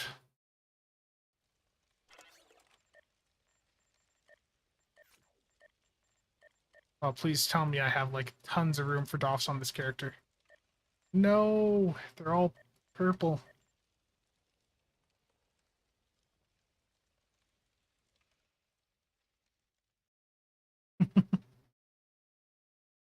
I need to find a character that has room for me to open DOF packs, but the issue is that all my characters are already like storing hundreds of purple DOFs.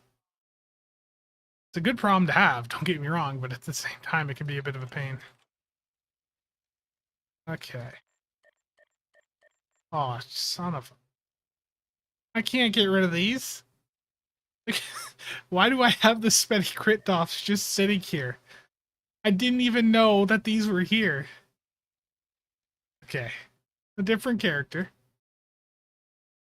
Gonna go with another random number here. Let's go with 12.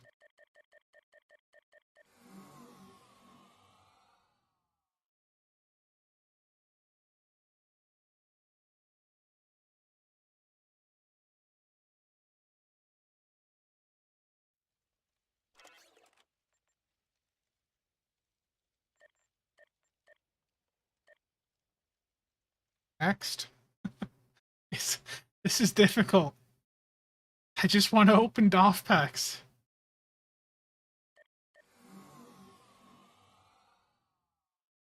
That's a lot of work there, Chromenick. A lot of work.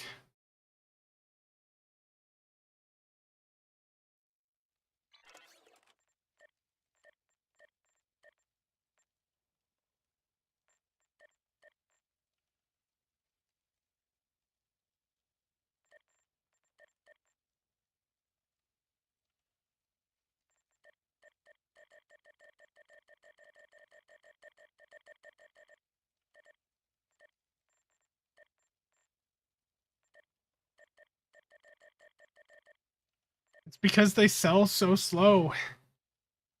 I'm gonna just... Okay, here we go. Drop your at handles in, and a couple people are getting some free DOFs. They're not the crit DOFs though, not the energy weapon ones, but some projectile ones, sure. Drop your at handle in and auto trek. Projectile crit DOS. Let's flood the KDF market, because I know I have a bunch of these that I posted earlier for like half a mil because the market was that bad. Okay, I'm gonna clear out a couple of the DOS, not every last one here. Not everyone's getting crit DOS. Few of you will. Projectile.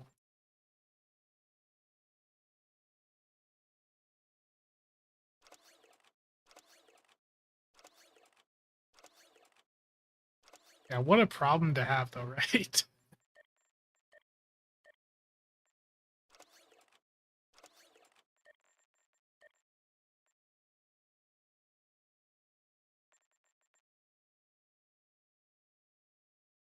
Okay, now it's time to look through some of the purple ones that I have. I don't know how many that I'm going to get rid of on this character, but at least a couple of them. Probably just a couple more.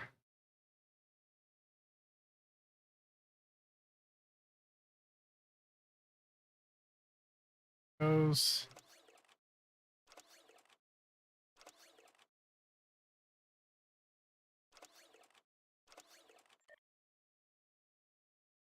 Old boy, I think your mail is full. Or you're missing the numbers after your at handle.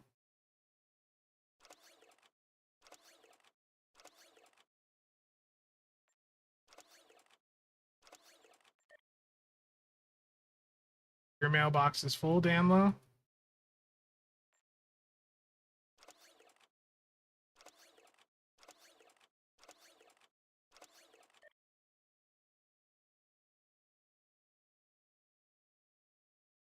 Just do a couple more, then I'll give some more away, probably out of the ones that I get from these packs.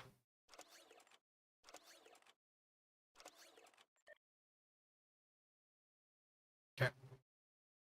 Do one more set.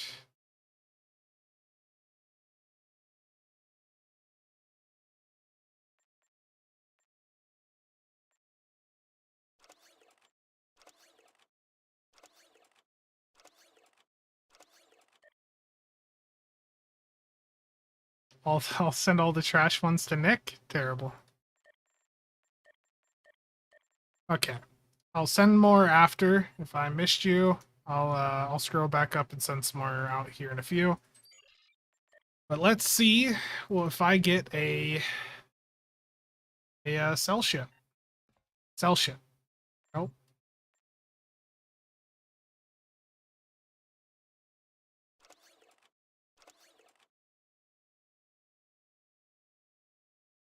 Cell ship game. Come on. There's one. Got one.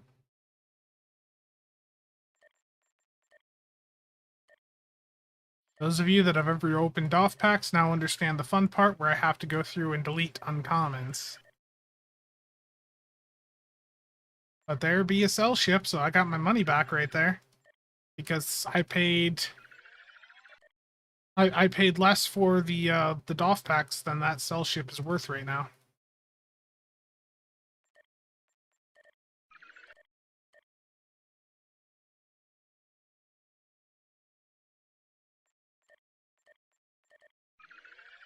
I had the Scramble Fighters earlier today, but I sold it. I basically traded it for my Adolith that I got from my Fedsci.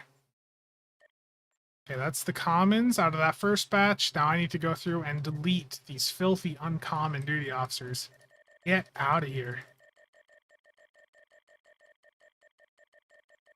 Someone out there is seeing me deleting any DOFs at all, and they're really, really sad about it. I could just sense. So let me use this thing here. This will let you convert 3 uncommons into potentially a higher quality DOF. Those are random drops from the missions. Or from the DOF packs.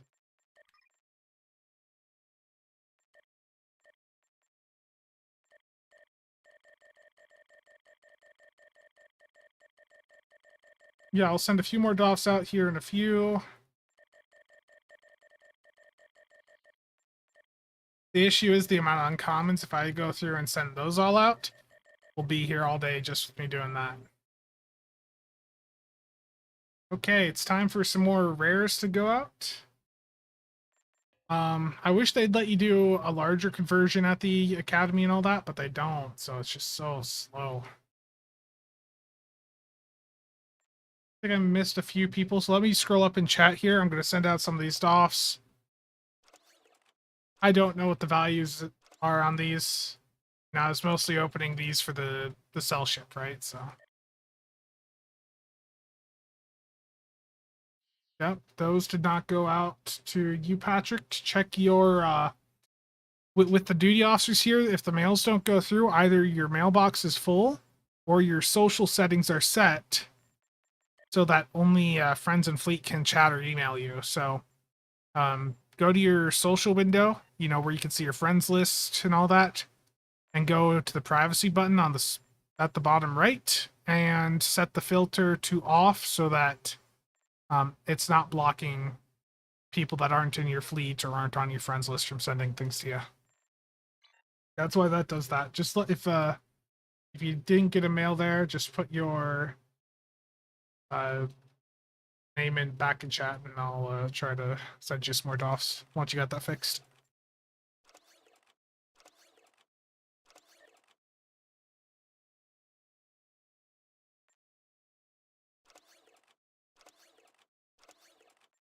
Like I said, I don't know what the value of these is, but if it's even a couple mil, you know, a couple mil's a couple mil, right?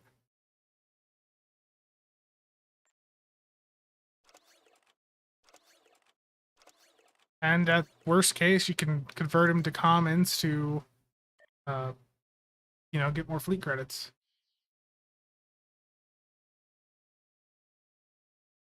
Oh, did I send to the wrong Everwind?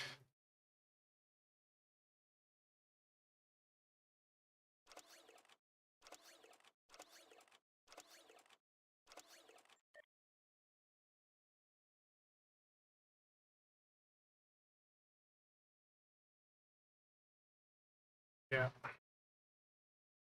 If you delete them, yeah, that's what I like to think about it is if I'm deleting some of these DOFs, I'm throwing them out the airlock, right? Yeah, everyone loves the duty officer giveaways.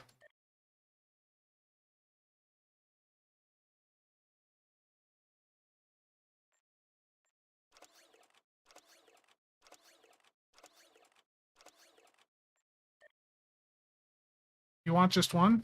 Okay. There you go. There's one.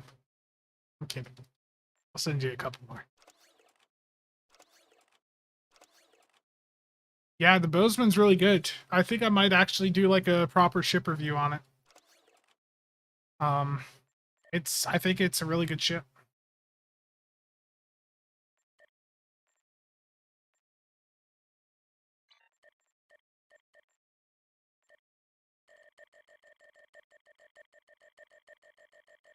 When you're deleting DOS really fast, the best thing to do is hit the dismiss key and just hold down your enter key or spacebar. Literally just hold it down. Can I get another cell ship game? Come on, game. I know you wanna. Another cell ship. Come on. Cell ship. It's not working. It's broken.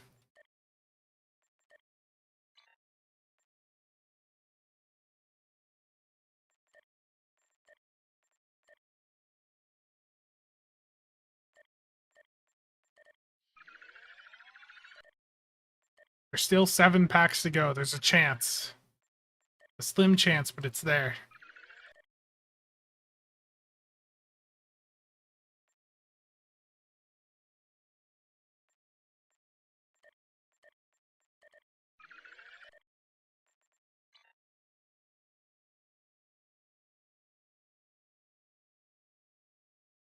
Nope.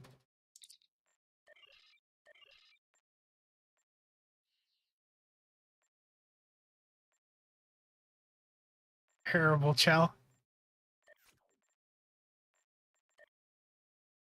this is one of the things that sucks about doffing is you get stuck with all these doffs and just have to go through and clear them out.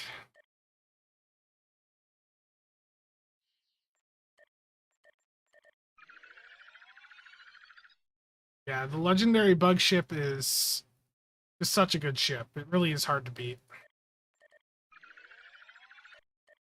If anyone plays on KDF side and you need a fleet, please check out Stu's fleet, MC Stu's. His KDF fleet, like, it's at a point where it doesn't have fleet marks. It doesn't have fleet marks.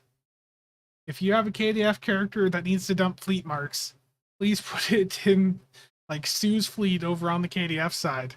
Because it's crazy. There's projects stalling out because of that.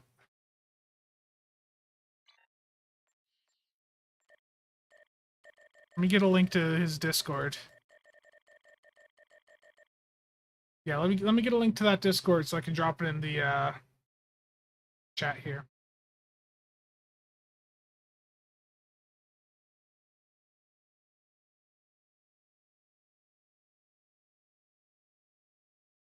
Okay, that is Stu's fleet's Discord. MC Stu. His Fed fleet is progressing insanely fast, but the KDF fleet is stalling out. Also, on another note, see if I can see it here. If anyone has a Discord Nitro membership or has or is willing to like put a boost on the builds Discord, we are one boost short of maintaining level 3 over there.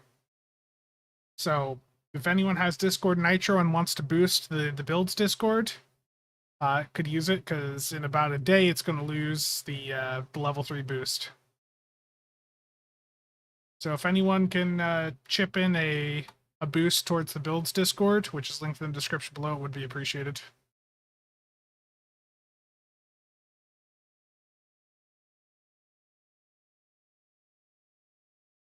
I can also invite to Stu's fleet, I should mention.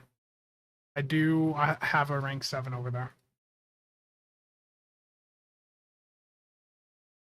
The level 3 boost, so that is how we maintain the link that we have for the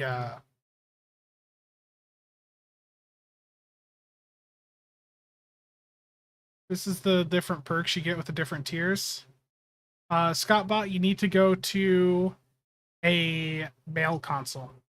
To take items from the mail, you have to go to a mail console. You can't just do it from anywhere. But tier 3 is what gives us some of the slots for emojis, and most importantly, the custom invite link. So the discord.gg/sto builds, that is what we get with level 3. We're just like one level or one boost short of maintaining it, because it requires 14, and someone that has 2 perks currently has taken theirs off the server. So if you have a Discord Nitro or can chip in towards that, would be appreciated. I think it's like 3. If you have a Discord Nitro membership, it's like $bucks or something, I think.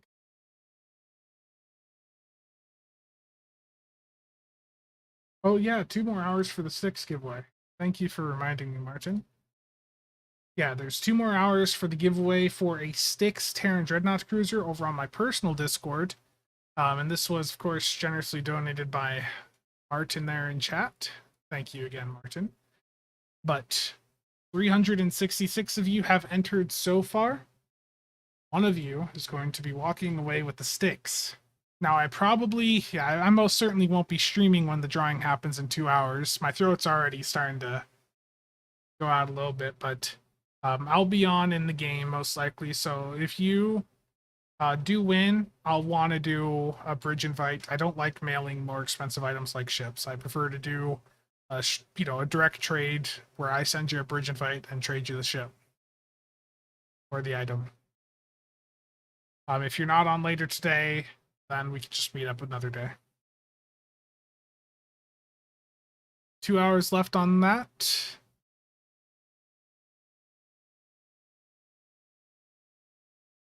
Here. Okay, what do I got DOF-wise to do? More uncommons to delete.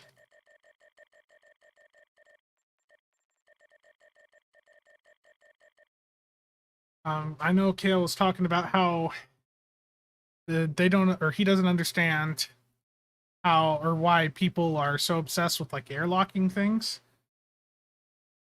If any of one from the dev team ever opened these DOF packs and had to go through this process of like clearing out the uncommons and rares, I imagine they'd feel the same way. What very rares have I even gone so far? So I mean, I've gotten a couple good DOFs, like a RSP DOF. Rebecca, thank you. Thank you very much. Yeah, maintaining the like the tier 3 there definitely helps that Discord out quite a bit, so that is very much appreciated. They may just shame you for trying to make a profit. Terrible. I do that to Nick, Ed. If Nick is around, Nick can confirm that I will invite him to my bridge just to kick him off. Just because it's fun. Okay. More DOFs to give out here. These are going to be just these rares here. It's either that or I discard them. So if you want these rare DOFs, drop your @handle in and I'll send out a few more.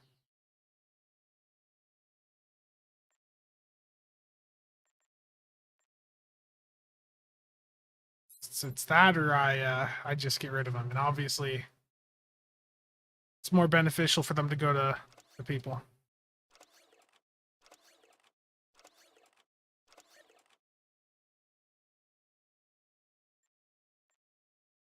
Dispenser is ruthless, yes.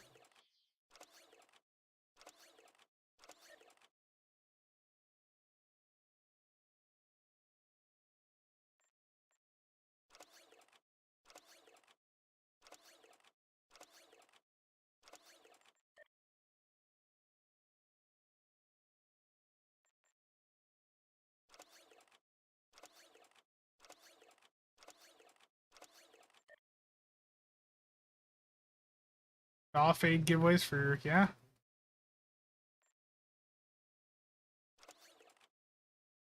Only see that being good. The issue is, though, these are KDF DOFs, so a new player in most cases is going to be on a Fed character, so they're not going to be able to use the DOFs, but they can potentially sell them for EC. Steven, thanks for stopping by. Have a good day. Let's see.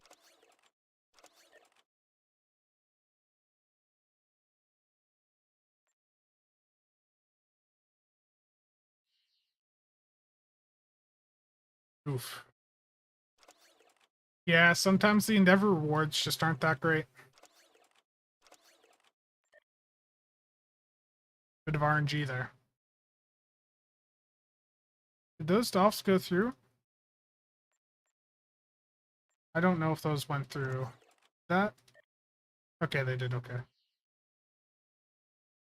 Daniel Jackson, such a great character. If they ever do another Stargate series, you better return.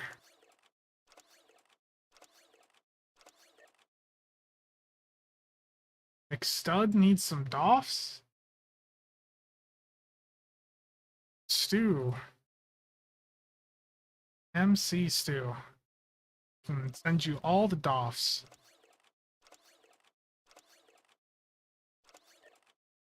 Yeah, I'm Stu's biggest fan. In case you guys didn't know that. Kidding, I'm not gonna go there, Stu. Cyrus, how you doing?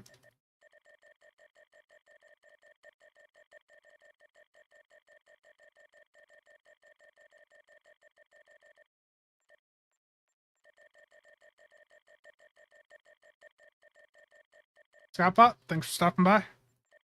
Yeah, for all of you getting DOFs, you know, I hope you can put them to good use. Like, literally, if I wasn't giving them out, I was just going to dismiss them, and that just gets me a very small amount of dilithium and some recruitment XP. Demo, it's pretty much the same on PC. The exchange is practically dead right now. I heard Stu wants KDF DOFs. Michael Shanks. I haven't watched any of his work that he's done since Stargate, though. That was a great character.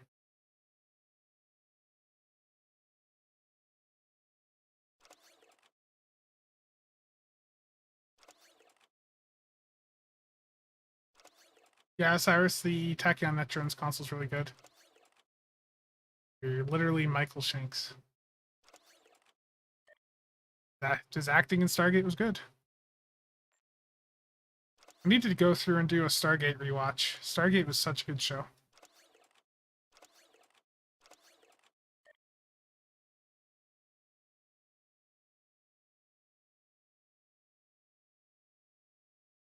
Atlas, remember when you're looking on the exchange to make sure you're looking for the TOS Dread box. I mean, you probably know this, but TOS Dread. That's the box that has the Atlas in it right now. Is the TOS Dread.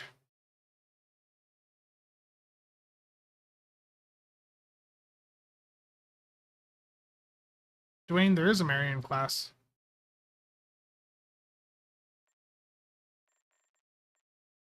Apparently there's just none on the exchange.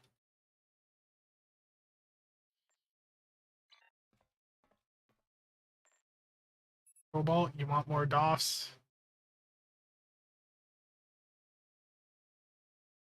Yeah, Stargate. Honestly, between Stargate, Star Wars, all those, you know, Stargate is the best sci-fi franchise. If there was a Stargate MMO, I'd be playing that over Stowe. It just, to me, I was more invested into the Stargate franchise than Trek growing up. There you go, Cobalt. Just for you. 17K Zen on PlayStation with months discount. Is there a must-have? It really depends. If there's something you want, then yeah, I mean, it's as good a time as any. But it's, you know, you'll have this opportunity again in just a couple months. So if you don't get anything now, they'll have the same sales at Black Friday, most likely.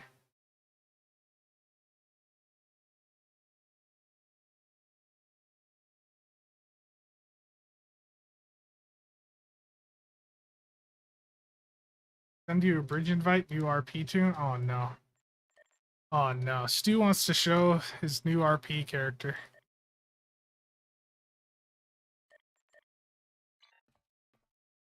So let's see. What is Stu's latest RP character?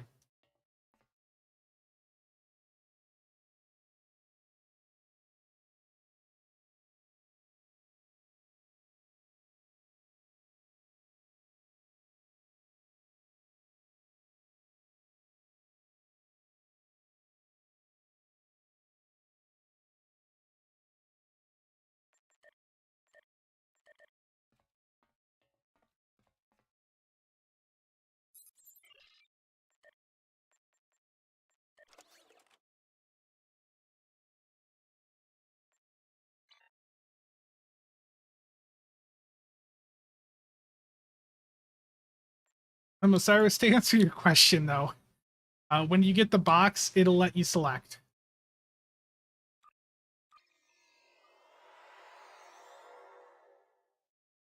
Yeah, it was good. It was good, Stu. It looked good. When you get the box from the mud store, it'll be like this. So temporal science vessel. If you have cross faction unlock, it'll open up a box that lets you choose. I bet you will, Stu. I bet you will.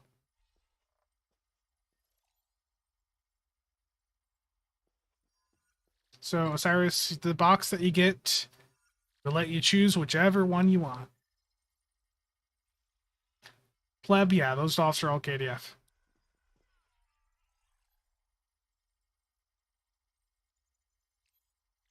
But Damo, if for me, you know, I as I've said, the stealing time is the only bundle that I went out and got. Damn it. Can't hit the right things. Stealing time is the only one that I've personally went out and bought so far, but value-wise, it's really hard to beat the Into Darkness one. Because the Into Darkness gives you so many ships. Vapor, thank you for the sub. So, like with the Kelvin Into Darkness bundle, you're getting the Kelvin Timeline Starship Pack that gives you the Kelvin Connie, the Talaru, and then the D4X. The Heavy Destroyer Ship Pack gets you the Kelvin and the Kelvin D7. And then for the third option, it's either the Vulcan, jellyfish ship here, or the Vengeance. I don't think the Romulan one has Osiris. I think the Romulan version of the Temporal Science Vessel has a warp core. Like, I don't think it even has cloak.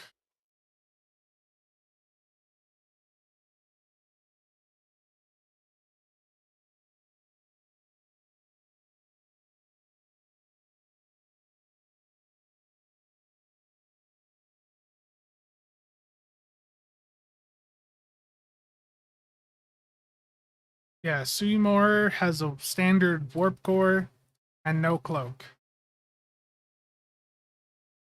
So it doesn't matter which one you use, they're all the same ship, just different visual.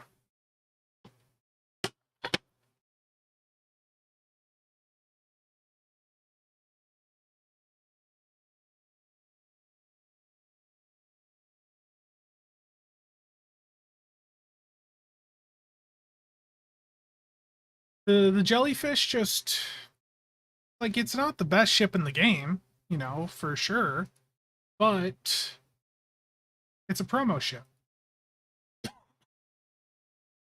So your choice is to either go for the Vengeance or the jellyfish. And the jellyfish, if you wanted to obtain it outside of the Muds pack, is going to cost you a hell of a lot more than the Vengeance. You can't even get one of these on the exchange most of the time. A Vengeance is always going to be on the exchange. If I go to the exchange right now, it's going to be one of the cheapest T6 ships on the market.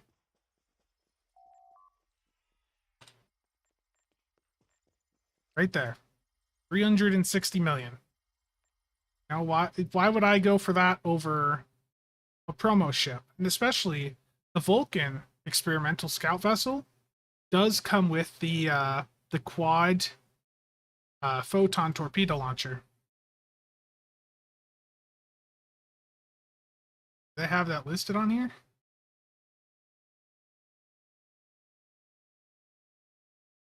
Yeah, the quad microphoton torpedo launcher. So you can basically get an infinite amount of Kelvin torpedoes on your account, because I don't think there is a limit to how many of these you can slot on a ship, is there? Like, you can literally just get like 4 of these and put all 4 of them right on your ship. I don't see a limit here. I could be wrong. But it's literally just a different cosmetic version of the Kelvin Tor. If you get the Vengeance, you don't get that. But the Vulcan Jellyfish, it's not the best ship in the game, sure, but it'll do fine.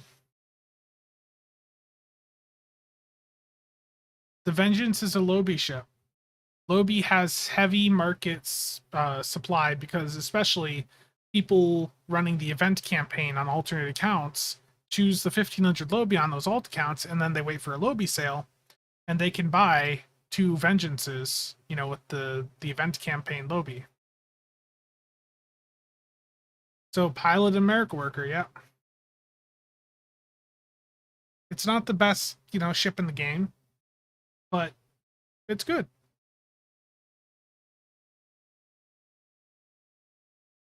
It'll do really well for EPG if you want it to. The bridge officer layout is so flexible, like Chell said. Any of these scout ships is going to be able to do top tier EPG damage.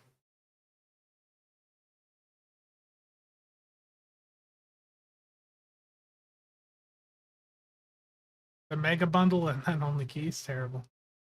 Well, when you buy the mega bundle, it doesn't give you a selection box. It just gives you one of everything in the box, so.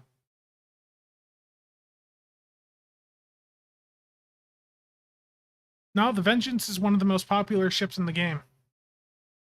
The Vengeance is a very good platform. You know, it is really good. But there's also similar platforms in the C store nowadays. Basically, though, people buy the Vengeance because of the visual, because it looks, you know, it's a good-looking ship to some people.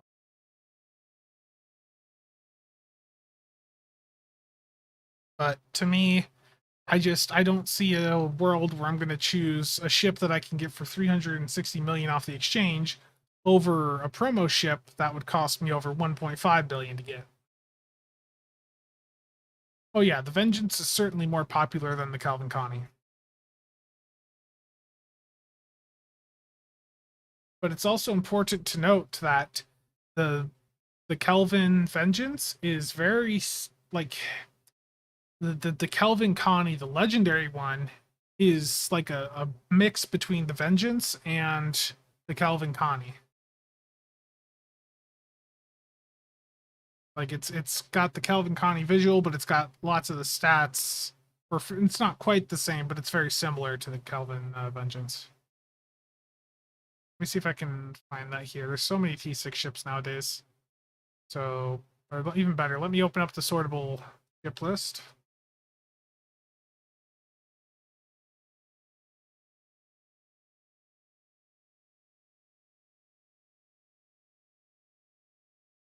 There.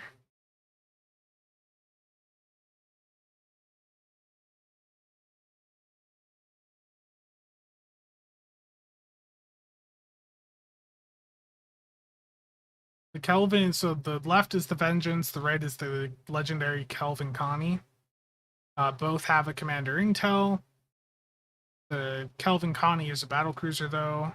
Kelvin Vengeance is classified as a dreadnought. So the Vengeance has more stats, survivability. The legendary Kelvin Connie has better maneuverability but lower hull capacity. Both are 5/3. Both can do dual heavy cannons, but the legendary Calvin Connie does not get a hangar bay.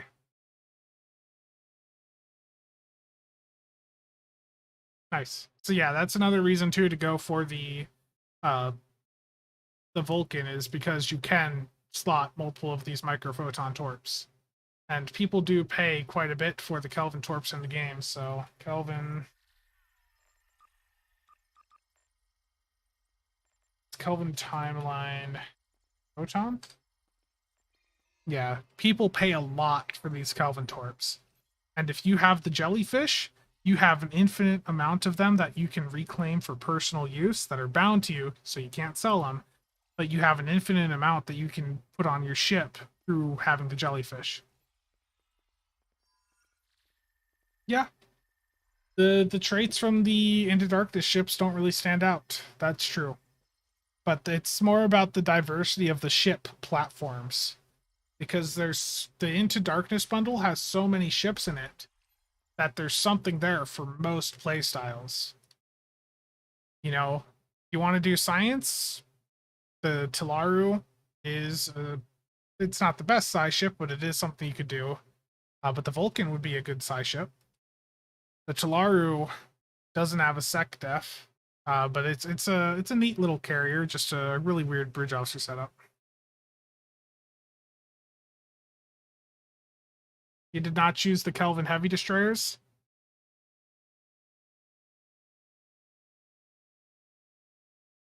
Yeah.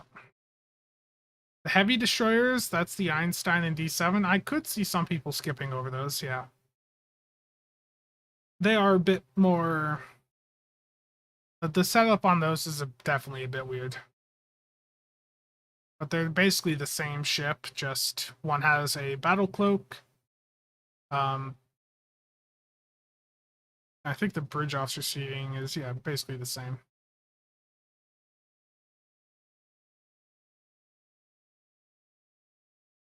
Yeah, I remember hearing about that, Shell. I don't know. After Into Darkness and Stealing Time, I said earlier the Carried Away choice pack I could see myself maybe looking at some point. I don't know. There's a lot of interesting bundles, but it's in a lot of cases it's just one or two ships that make it stand out, and then the rest are, not that spectacular.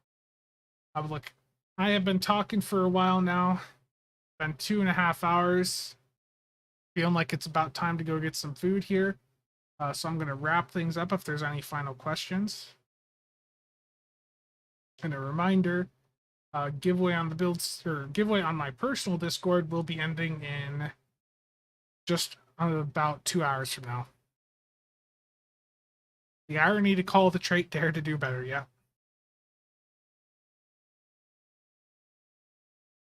Yeah, no problem. Thank you all for stopping by. I know this stream is a little bit later in the day than some of the recent ones I've done, but my schedule's all over the place as usual.